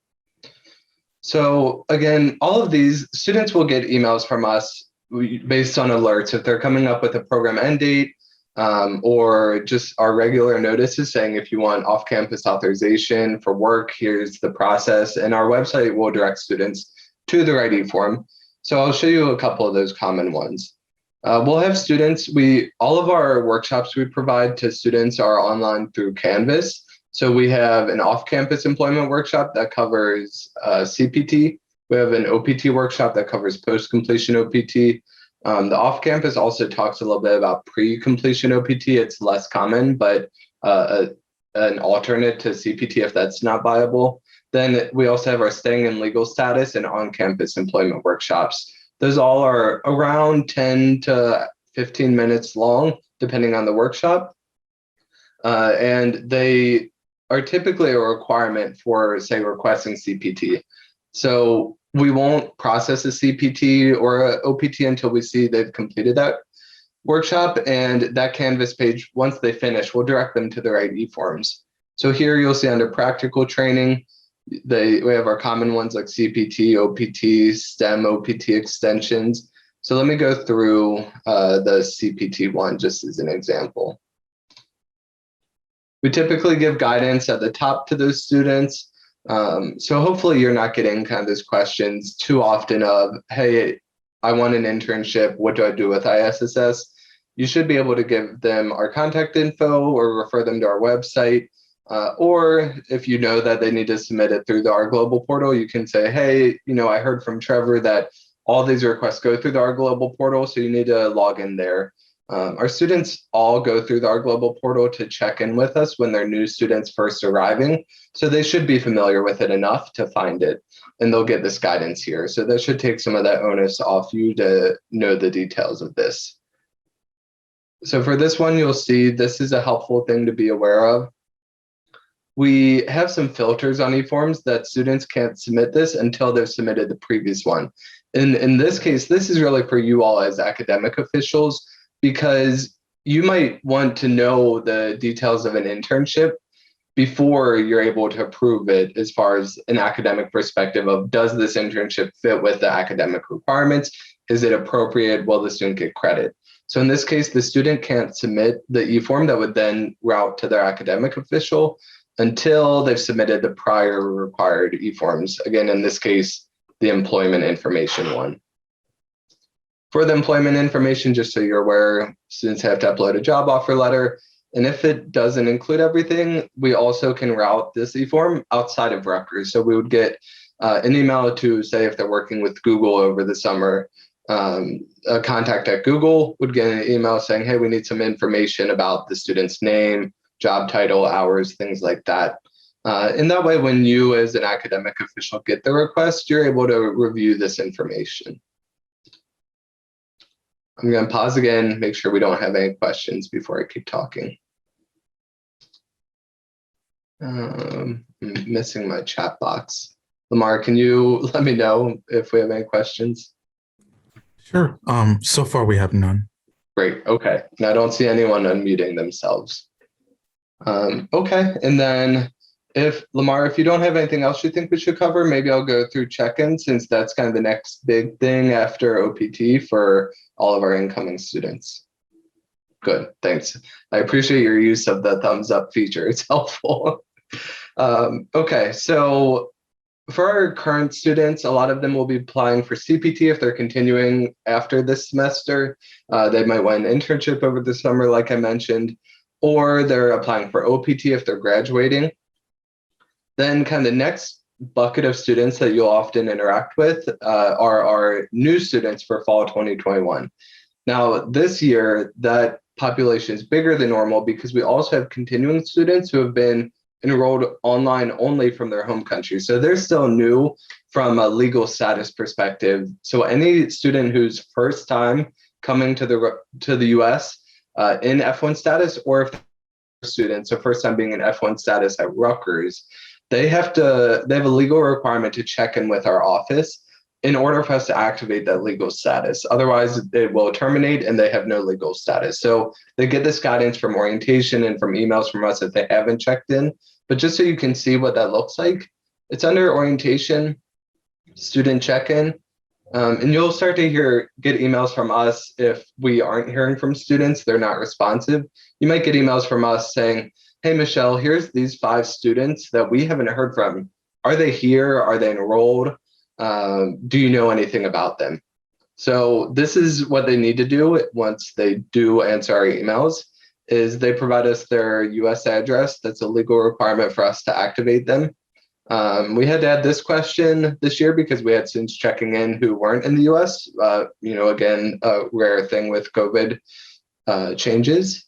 And they will give us some address and contact information, nothing really intensive, but this is information that is important for us to have. And then the other form they need to submit is document check. So these are their legal and immigration documents, where they'll upload the I-20 with their signature, and then they'll upload information about their F1 visa stamp or J1 visa stamp, as well as the actual picture or scan of it. And then same with the passport. And then the I-94 is their like a travel card when they enter the US. They get an electric, kind of like a receipt saying you entered on this date in F1 status. And that's it. Going to pause one more time. Any other questions on this? Well, any questions? Okay. I will go over one more area and then I'm going to stop talking unless I hear anything from you all. I showed you the available e-forms under practical training. Biographical information is pretty minimal. It's not really required, just for it's stuff for students to update if it changes with us. And then under the F1 student services, so the non-practical training ones, the common ones that we talked a bit about before that Carissa, Megan, and Maya went over is the Social Security letter requests and international payroll form requests. I'll show you the Social Security letter one. This has a couple prongs to the overall request and tends to get a lot of questions at the start of a term. So you'll see back to that Canvas page I talked about. I'll show you that in just a second, where they are required to do the workshop, and it lists which workshops are required. And then they also have to complete the on-campus job verification letter. So if you have an international student working in your office on campus, they would fill this out with you. More often, it's something like dining services or resident life housing, things like that. But they might be working as a student worker in an academic department as well. So let's go through those two. On our website, we give kind of the flow. This can be completed at any time with you. So we encourage the students and the departments to fill this out really as soon as the student is onboarded with your department. That way they have it on hand. If you have TAs, GAs, or fellows, you can complete all of these kind of at one go and give it to the students before they even arrive to the US so that they have it ready to upload as part of this request for the Social Security letter. This form is pretty minimal. It's what the Social Security Office requires as far as employment verification to be able to issue that Social Security letter.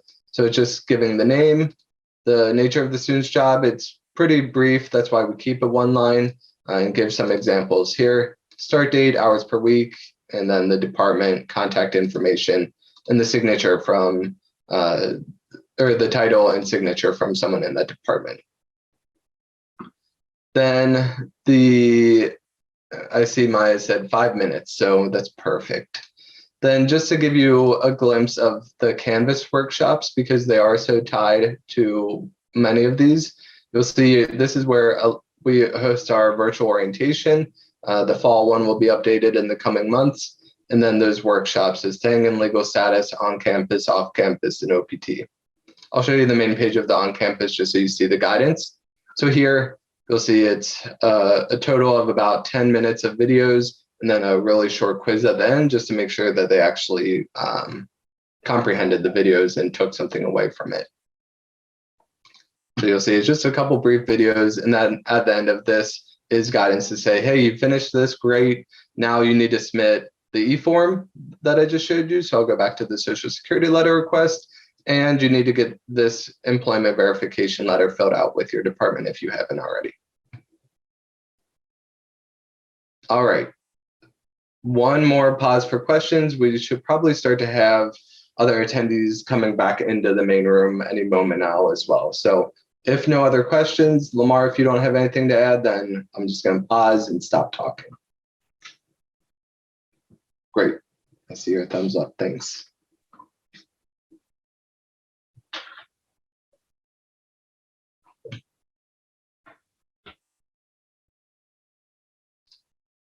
Hey, Maya. We saw your message and we just wrapped up. So it was a very quiet group and we're done. So we just stopped talking. Oh, great. Okay. Hope you had any good questions or got to go over some key points at least. went over key points. It was not just quiet, but silent group. So no questions. She was having audio issues, so she was chatting with us a bit, but all good. So just did some common things in our global portal requests went over academic officials and the Social Security letter as well. Great.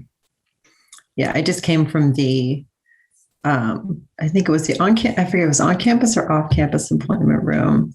But anyway, lots of questions about Social Security numbers and applications and unfortunate frustrations with that whole process. But yeah. I wish we could improve it.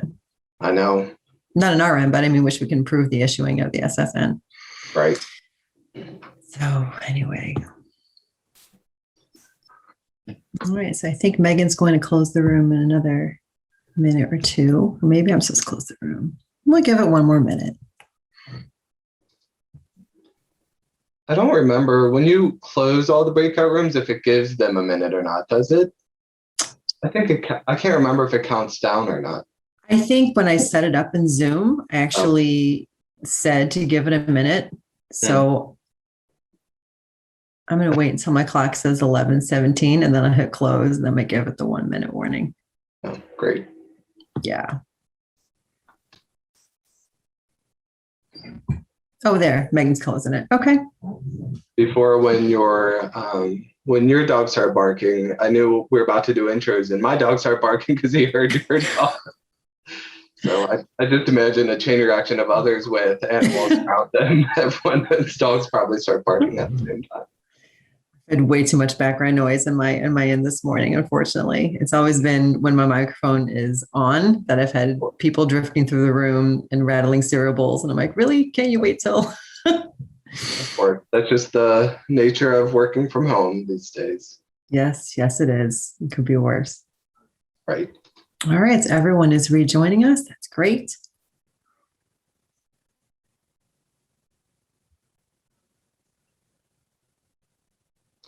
It's great to put faces to names here too. It's nice. It is. I see Laura and Debbie, who I email with frequently. So nice to always put faces together. Hi. It is. I'm enjoying as people are putting their cameras on. It's nice to see the faces and put them with the names.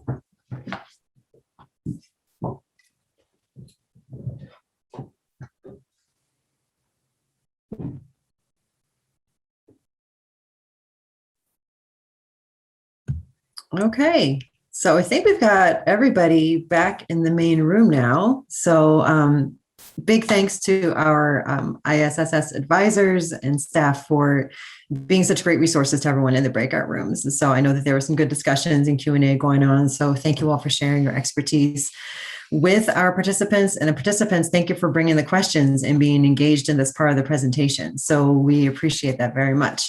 We're now back in the main room, and I just want to kind of ask anyone if there were any really great takeaways that you learned in your room that you think might be helpful to share with the group. Please feel free to share them out now because everyone can benefit from new knowledge learned. Feel free to put things in the chat or just speak up if you have anything you'd like to share from your breakout room that you learned.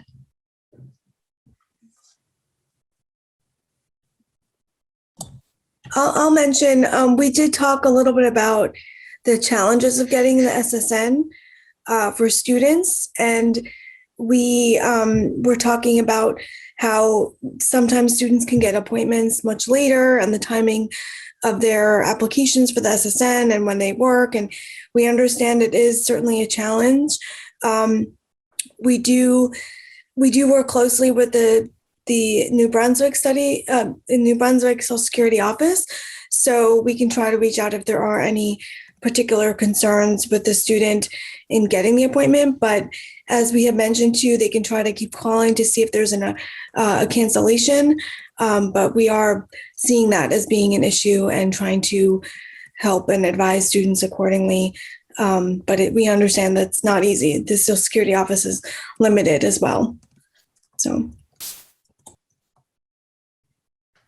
I have something to share as well.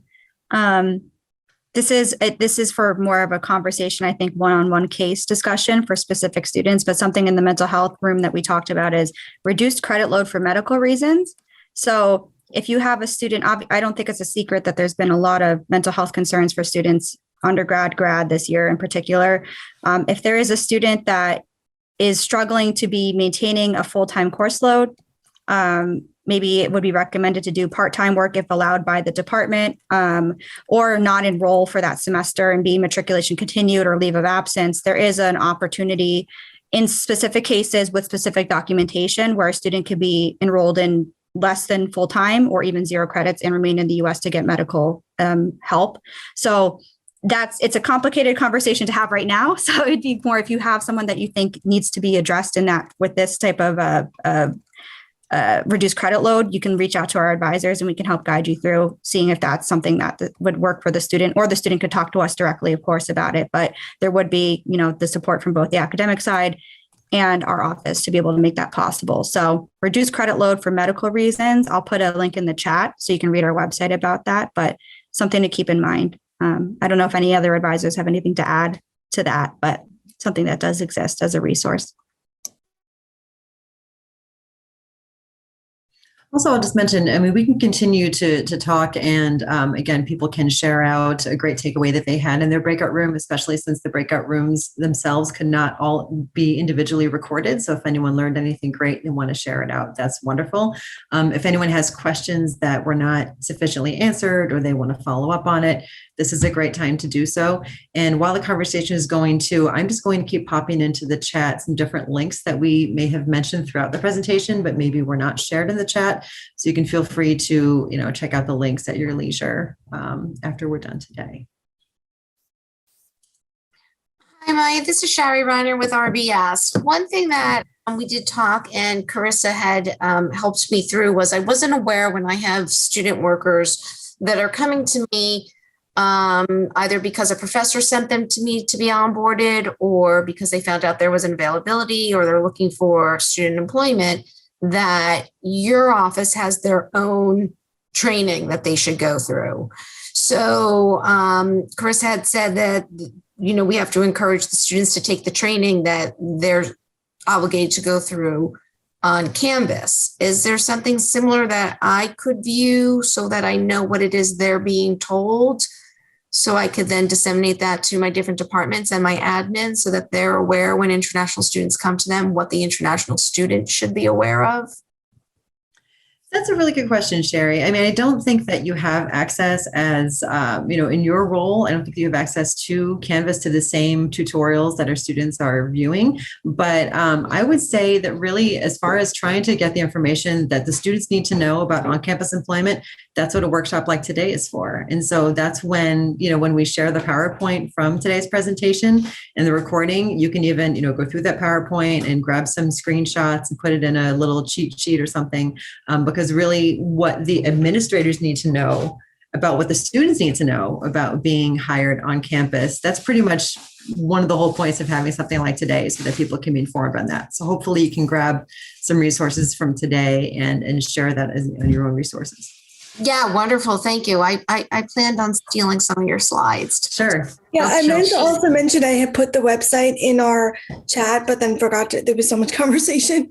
But it does outline everything in, a little bit more in the chat, in the website rather. But, and when we had, we did have student administrators and other people wanting to attend the workshops when we had it in person. So a couple times we had people visiting, and I think that it's good. I think it's good for you to know, but also know that the more you know, the more you may feel responsible in guiding them, which is then takes some responsibility off the student a little bit. So there's a balance there, I think. And we do want students to then definitely go through their own steps. There's quizzes too. So there's quiz that they have to submit and get good grades on so that they can move to the next step. So Canvas is very helpful in that sense. It doesn't hurt for us to add some of the admins, or our departmental contacts. So Sherry, by all means, if you want to, you can reach out to me, Maya, any of us, and we can get we just need your net ID. So we can add you as a student role and you can go through that. But, I think Carissa's point is well taken, that knowing too much information then means you have a lot to answer for. I have 3 children of my own. I try to clip their wings and let them fly without hovering and being a helicopter mom. But again, we talked about mental health and we talked about, all the different signs of, I guess, culture shock. So I try to ease that. I am a little bit of a mother hen, so I do try to let them learn on their own, but I also don't want them to feel they have to sink or swim and then sink. Right. Yep. Thank you so much. Sure. Actually, while we're talking, if you want to just pop your net ID, anyone who wants to be added to the Canvas page who's on here, if you pop in the chat, I can add you while we're talking.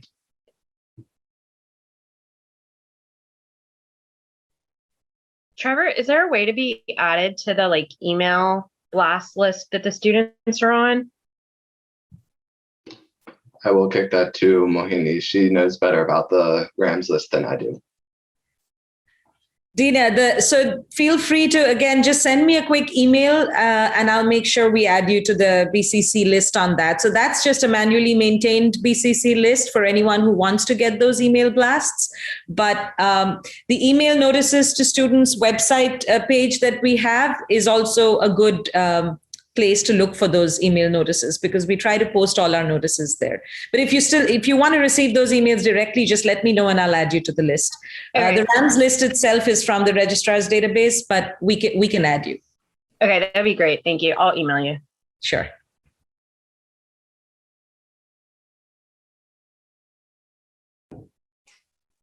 Okay, lots of great resources being added into the chat. One thing that we didn't mention during the presentation is that we have a YouTube channel. Rutgers Global actually has a YouTube channel that is a great place that has not only videos from our office, but also from the larger Rutgers Global office. So Study Abroad and other partners in Rutgers Global have some videos that are archived there. So that's just kind of a fun resource to have if ever want to see what it is we do and how we promote it. And yes, Lisa, you're right. There are a lot of links. Sure, we can definitely add those links in the follow-up email that will have the slides. Great idea.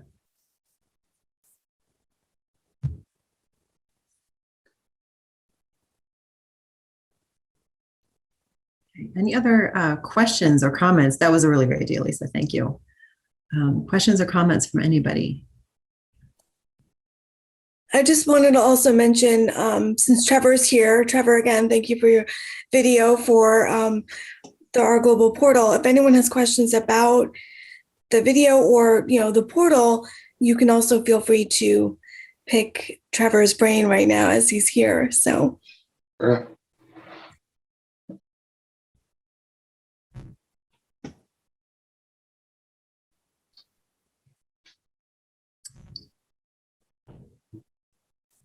And while people are thinking of any burning last minute questions, I want to mention too, if you have any colleagues or anyone on campus who you think would benefit from this workshop and they were not able to attend today, obviously, they can view it when we'll have it on the YouTube channel eventually. You can share your resources with them, but just know that we do offer this workshop once a semester. So usually it's on campus, but it's been remote, obviously virtual for this last year, but we do offer it in one shape or form at least twice a year. So there are other opportunities to join us.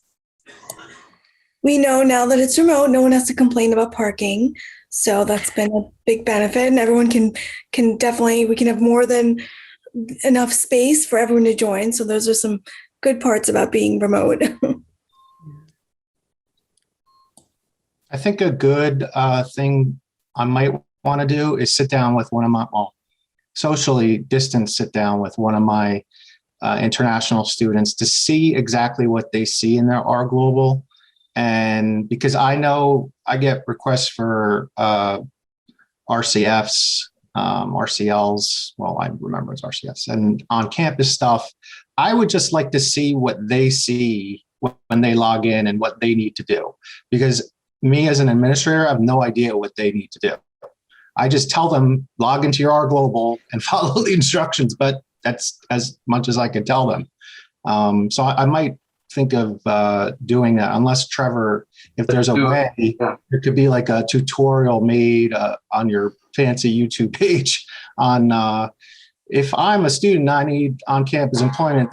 These are the steps I have to do on my R Global. Agreed. Like Agreed. that. If we could see a tutorial, that would be great to see it from their view. Again, there's the mother hen in me. just wanting to overlook and see the exact steps they're taking. Not so much to handhold them, but to understand. So it just makes us better, subject matter experts to see from their perspective what they're seeing. I'll share right now. I'll work on a tutorial that shows you overall. The one that we shared today gives you a glimpse of the general process. I'm a little hesitant to just do a general tutorial because we do change what we offer there frequently. So I don't want it to look outdated in a couple months, but I'll work on that for you all. So I'll do just a quick view of what the average student would see today. So when they go to the link for the Our Global portal, they can find it at the top of our website here. It's just synapsis.rutgers.edu also works. When they log in, it's through their net ID. You're going to see a little bit more because I have an administrative access, but they'll come right to this page. So they'll see notifications these are emails from our office. So they get the email, but it also saves it here for them to refer back to. So for example, this one I'll click on, it shows up a little bit cleaner than just your average email, but it's the same content that they got from us. Then at the bottom, they can also see, sorry, it's a little messy because it's my test record. These are all the e-forms that this test student has submitted and the status of them. So this just lists anything they've started. And then most students, the first step will say, go to the Our Global portal and click F1 Student Services or F1 Practical Training, depending on their request. So F1 Student Services, they can see the list of all the offerings. So for example, reduced credit load, extension program is popular right now. Or before I'll go into reduced credit load, but I'll show you the practical training menu. So post-completion OPT, CPT. And for ones like this, where just to tie it back to the Canvas page, when they click this, there's guidance at the top of really any e-form telling them steps beyond just this request. So you can see here, it links back to our website, which will link to the Canvas page. So it should give them kind of a 360 understanding of what to do and refer them back to any resources they need. On F1 Student Services, I'll show you the reduced credit as an example. Again, I have a lot of stuff here that's already in place, so let me start a new one. But basically asking RUID number, the term, degree level, when they plan on completing coursework, the reasons that they could select from, number of credits. And then this is that section where if you are getting a request from a student as an academic official, this gives them that guidance on who to put here. So once they put an email address here, it will route this email to that academic official for approval of, yes, this reduced credit load is appropriate. So I'm not going to go any further right now just for the sake of time, and I could spend a whole separate hour talking about our global portal. Can I just jump in real quick, Trevor? Yep. I will say that we did mention about medical RCLs, and what Trevor just showed you, that's actually for academic reduced credit load. So if you're, none of the reasons listed are medical, there's a completely different link for a medical RCL. So I'm just putting that out there because that can get confusing if you're not used to working with this stuff. Thanks.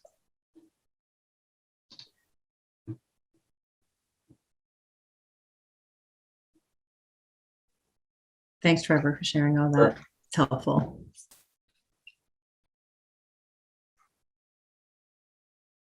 Okay, I feel like we're at the point now where about half ISSS staff and about half participants. So almost a 1-to-1 ratio here. If there are any more questions, please feel free to ask for anything that might need clarifying for our workshop. Oh, you're welcome, Laura. Thanks for coming. Yes, Lawrence. Do students get notified that their I-20 or DS 2019 is expiring soon, or is it up to them to make sure they're aware? I mean, they should be aware, but. Agreed. They should be aware, but absolutely, there is an automated alert that comes out when their program end date is coming up. So the students do get an email notification, and that notification is saved in our Synapses so we can see what date it went out and whether or not it was opened by the student, so that they can know that their program end date is approaching, and then what are their options of what they want to do, either to extend or if they plan to complete, what they can do afterwards as far as applying for employment, going to a different school, and that sort of thing. So we definitely give them a heads up. Great question. We also alert them, I believe, when their visa is getting close to expiring or if their passport is getting close to expiring. So there's a lot of things in place to kind of keep their mind and attention on the important deadlines. I remember making sure my international students and scholars and faculty would always contact your office before they wanted to travel, because I had a postdoc that was stuck in India because his visa was expiring too soon. He didn't listen to us, and he was actually stuck in India, and we had to take him off of payroll because he couldn't. This was years ago, but I don't always know when students want to travel home. Obviously, during a pandemic, it's not that easy, but pre and post pandemic, I think students should be aware that they need to check with your office before even thinking about traveling. I mean, sometimes they'd let me know, and then I would tell them, check with your international advisor, please, because I don't have access to your SEVIS record. I can't see your documents, and they're equipped to help you better than I am. But I worry that there's students that say, "Yeah, I'm just going to go home," and get stuck. Are we telling them that they shouldn't travel again this summer? Because I know last summer we told them that if they went home, it would be hard to come back. Is there any feeling on that from your office? So I think, go ahead. Sure. Were you saying something, Maya? I mean, I was just going to say that I wouldn't want to put that burden on the department contacts to be advising on travel. If students have questions about travel, certainly they can come to our office because we can guide them to the specific travel resources and share the information that we know at the time. But I wouldn't want you all to take on the pressure of advising a student whether they can go home for a family member's wedding or, see their family who they haven't seen in a long time. Current travel conditions, because again, we have on our website different current travel restrictions, and we do hear about things within the field about how easy it may not be for students to exit and re-enter. So while you can give your own advice if you want to, I would really urge the student to connect with us if they have questions about traveling. But I know Mohini has more to offer on that too. Go ahead. No, not that much more. I think just in response to what's our stand going to be in terms of messaging, and are we telling international students not to travel? Like we strongly discouraged travel last year. I think there's still just as much uncertainty. There's still travel restrictions. There's travel bans in place, and we can advise on all of that. But say, for example, if you're a student from China and you go home and there is a travel ban in place that requires you to be in a third country for 2 weeks before you can enter the US, then that's just fact. And we don't know whether that's going to change in the next month or 2 or 3. So when a student chooses to travel, I think the only thing we can do is, and if they let us know, then the only thing we can do is to inform them of the current restrictions or conditions, and then let them make that decision for themselves with the understanding of the risks they're taking. In terms of communication, we try to email and reach out to students as much as possible at various points, and not just directly advising about travel, but even when we're communicating with them on other issues. Like, are you applying for OPT? Are you are you looking to extend your program? So whatever it is that they're doing, we also add in information about travel, just so they're aware that this is always going to have to be something that they think about, again, in all its complexity, because there's so much going on. It was already, there's a lot of factors to consider even pre-pandemic, but now these policies beyond the university are changing on a regular basis. So I don't know what the university stand on travel will be and if the travel policy will change. But I think from our end, we will be sending out a notice very soon, given travel plans are probably underway for a lot of students, considering the summer is coming up. So we will again send them whatever the latest travel guidance is and let them then make the decision. Luckily, to return, they always have to have a valid travel signature. So there are certain checkpoints at which students know that they have to check in with us. But like Larry said, there are times that they don't. And, you do have a group of students or scholars then stuck overseas, and that's unfortunate, and that can happen more under current circumstances. So we're trying to be more proactive with our travel advice now. I'm just going to point out, Rosie has a good question that she and I have been discussing in the chat about what to consider the last day when a student has completed their coursework. Is it the last day of the classes, or is it the last day of finals? And specifically, she's talking about doctoral students. And for her, it would be when they could register for research credits. And so it does refer to their coursework completion. And to answer a question about whether that's the last day of classes or the last day of finals, I mean, I would think, for me personally, I think it goes by the last day of finals, so that that they actually, passed and completed those courses. So it's not just the last day of the physical class, but it should be the last day of the finals to show that they successfully completed their coursework. That would be the date to go by. Okay, and we are ahead of time, which is a good thing, but we still do have time if anybody wants to stick on to, talk with any of us or ask any other questions or any points of clarification.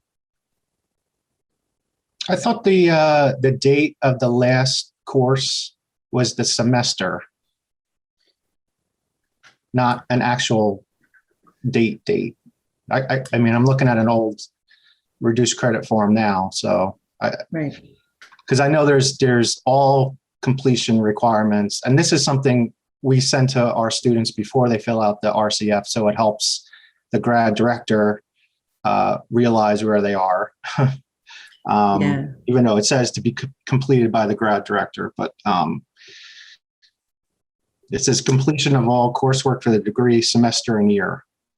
So I've always told them to use the semester of the last course they needed for their PhD degree, so to speak, because you can take research credits along with course credits. So it's not necessarily when you start taking research credits. Kind of want to make that clear. Yes, no, thanks for clarifying. And I think that you're right. I think that what you're inclined to do is exactly what Mohini is recommending in the chat, is to go with the last official day of that particular semester. That's usually the safest bet. Well, I think if nobody else has any other questions or comments or points of clarification that they want to seek, I think we could probably wrap up here, unless Mohini or Trevor or anyone else in our staff has anything else that they would like to leave our participants with. Otherwise, we will be sure to share out later on. We will send an email with the evaluation. Thank you again for participating in the evaluation, the slides, the recording, and the many, many links that we have shared in the chat. So thank you all for joining today, especially our newcomers, as well as our returners. And we wish you all a successful rest of your spring semester. And everybody stay safe and be well. And thanks for coming today.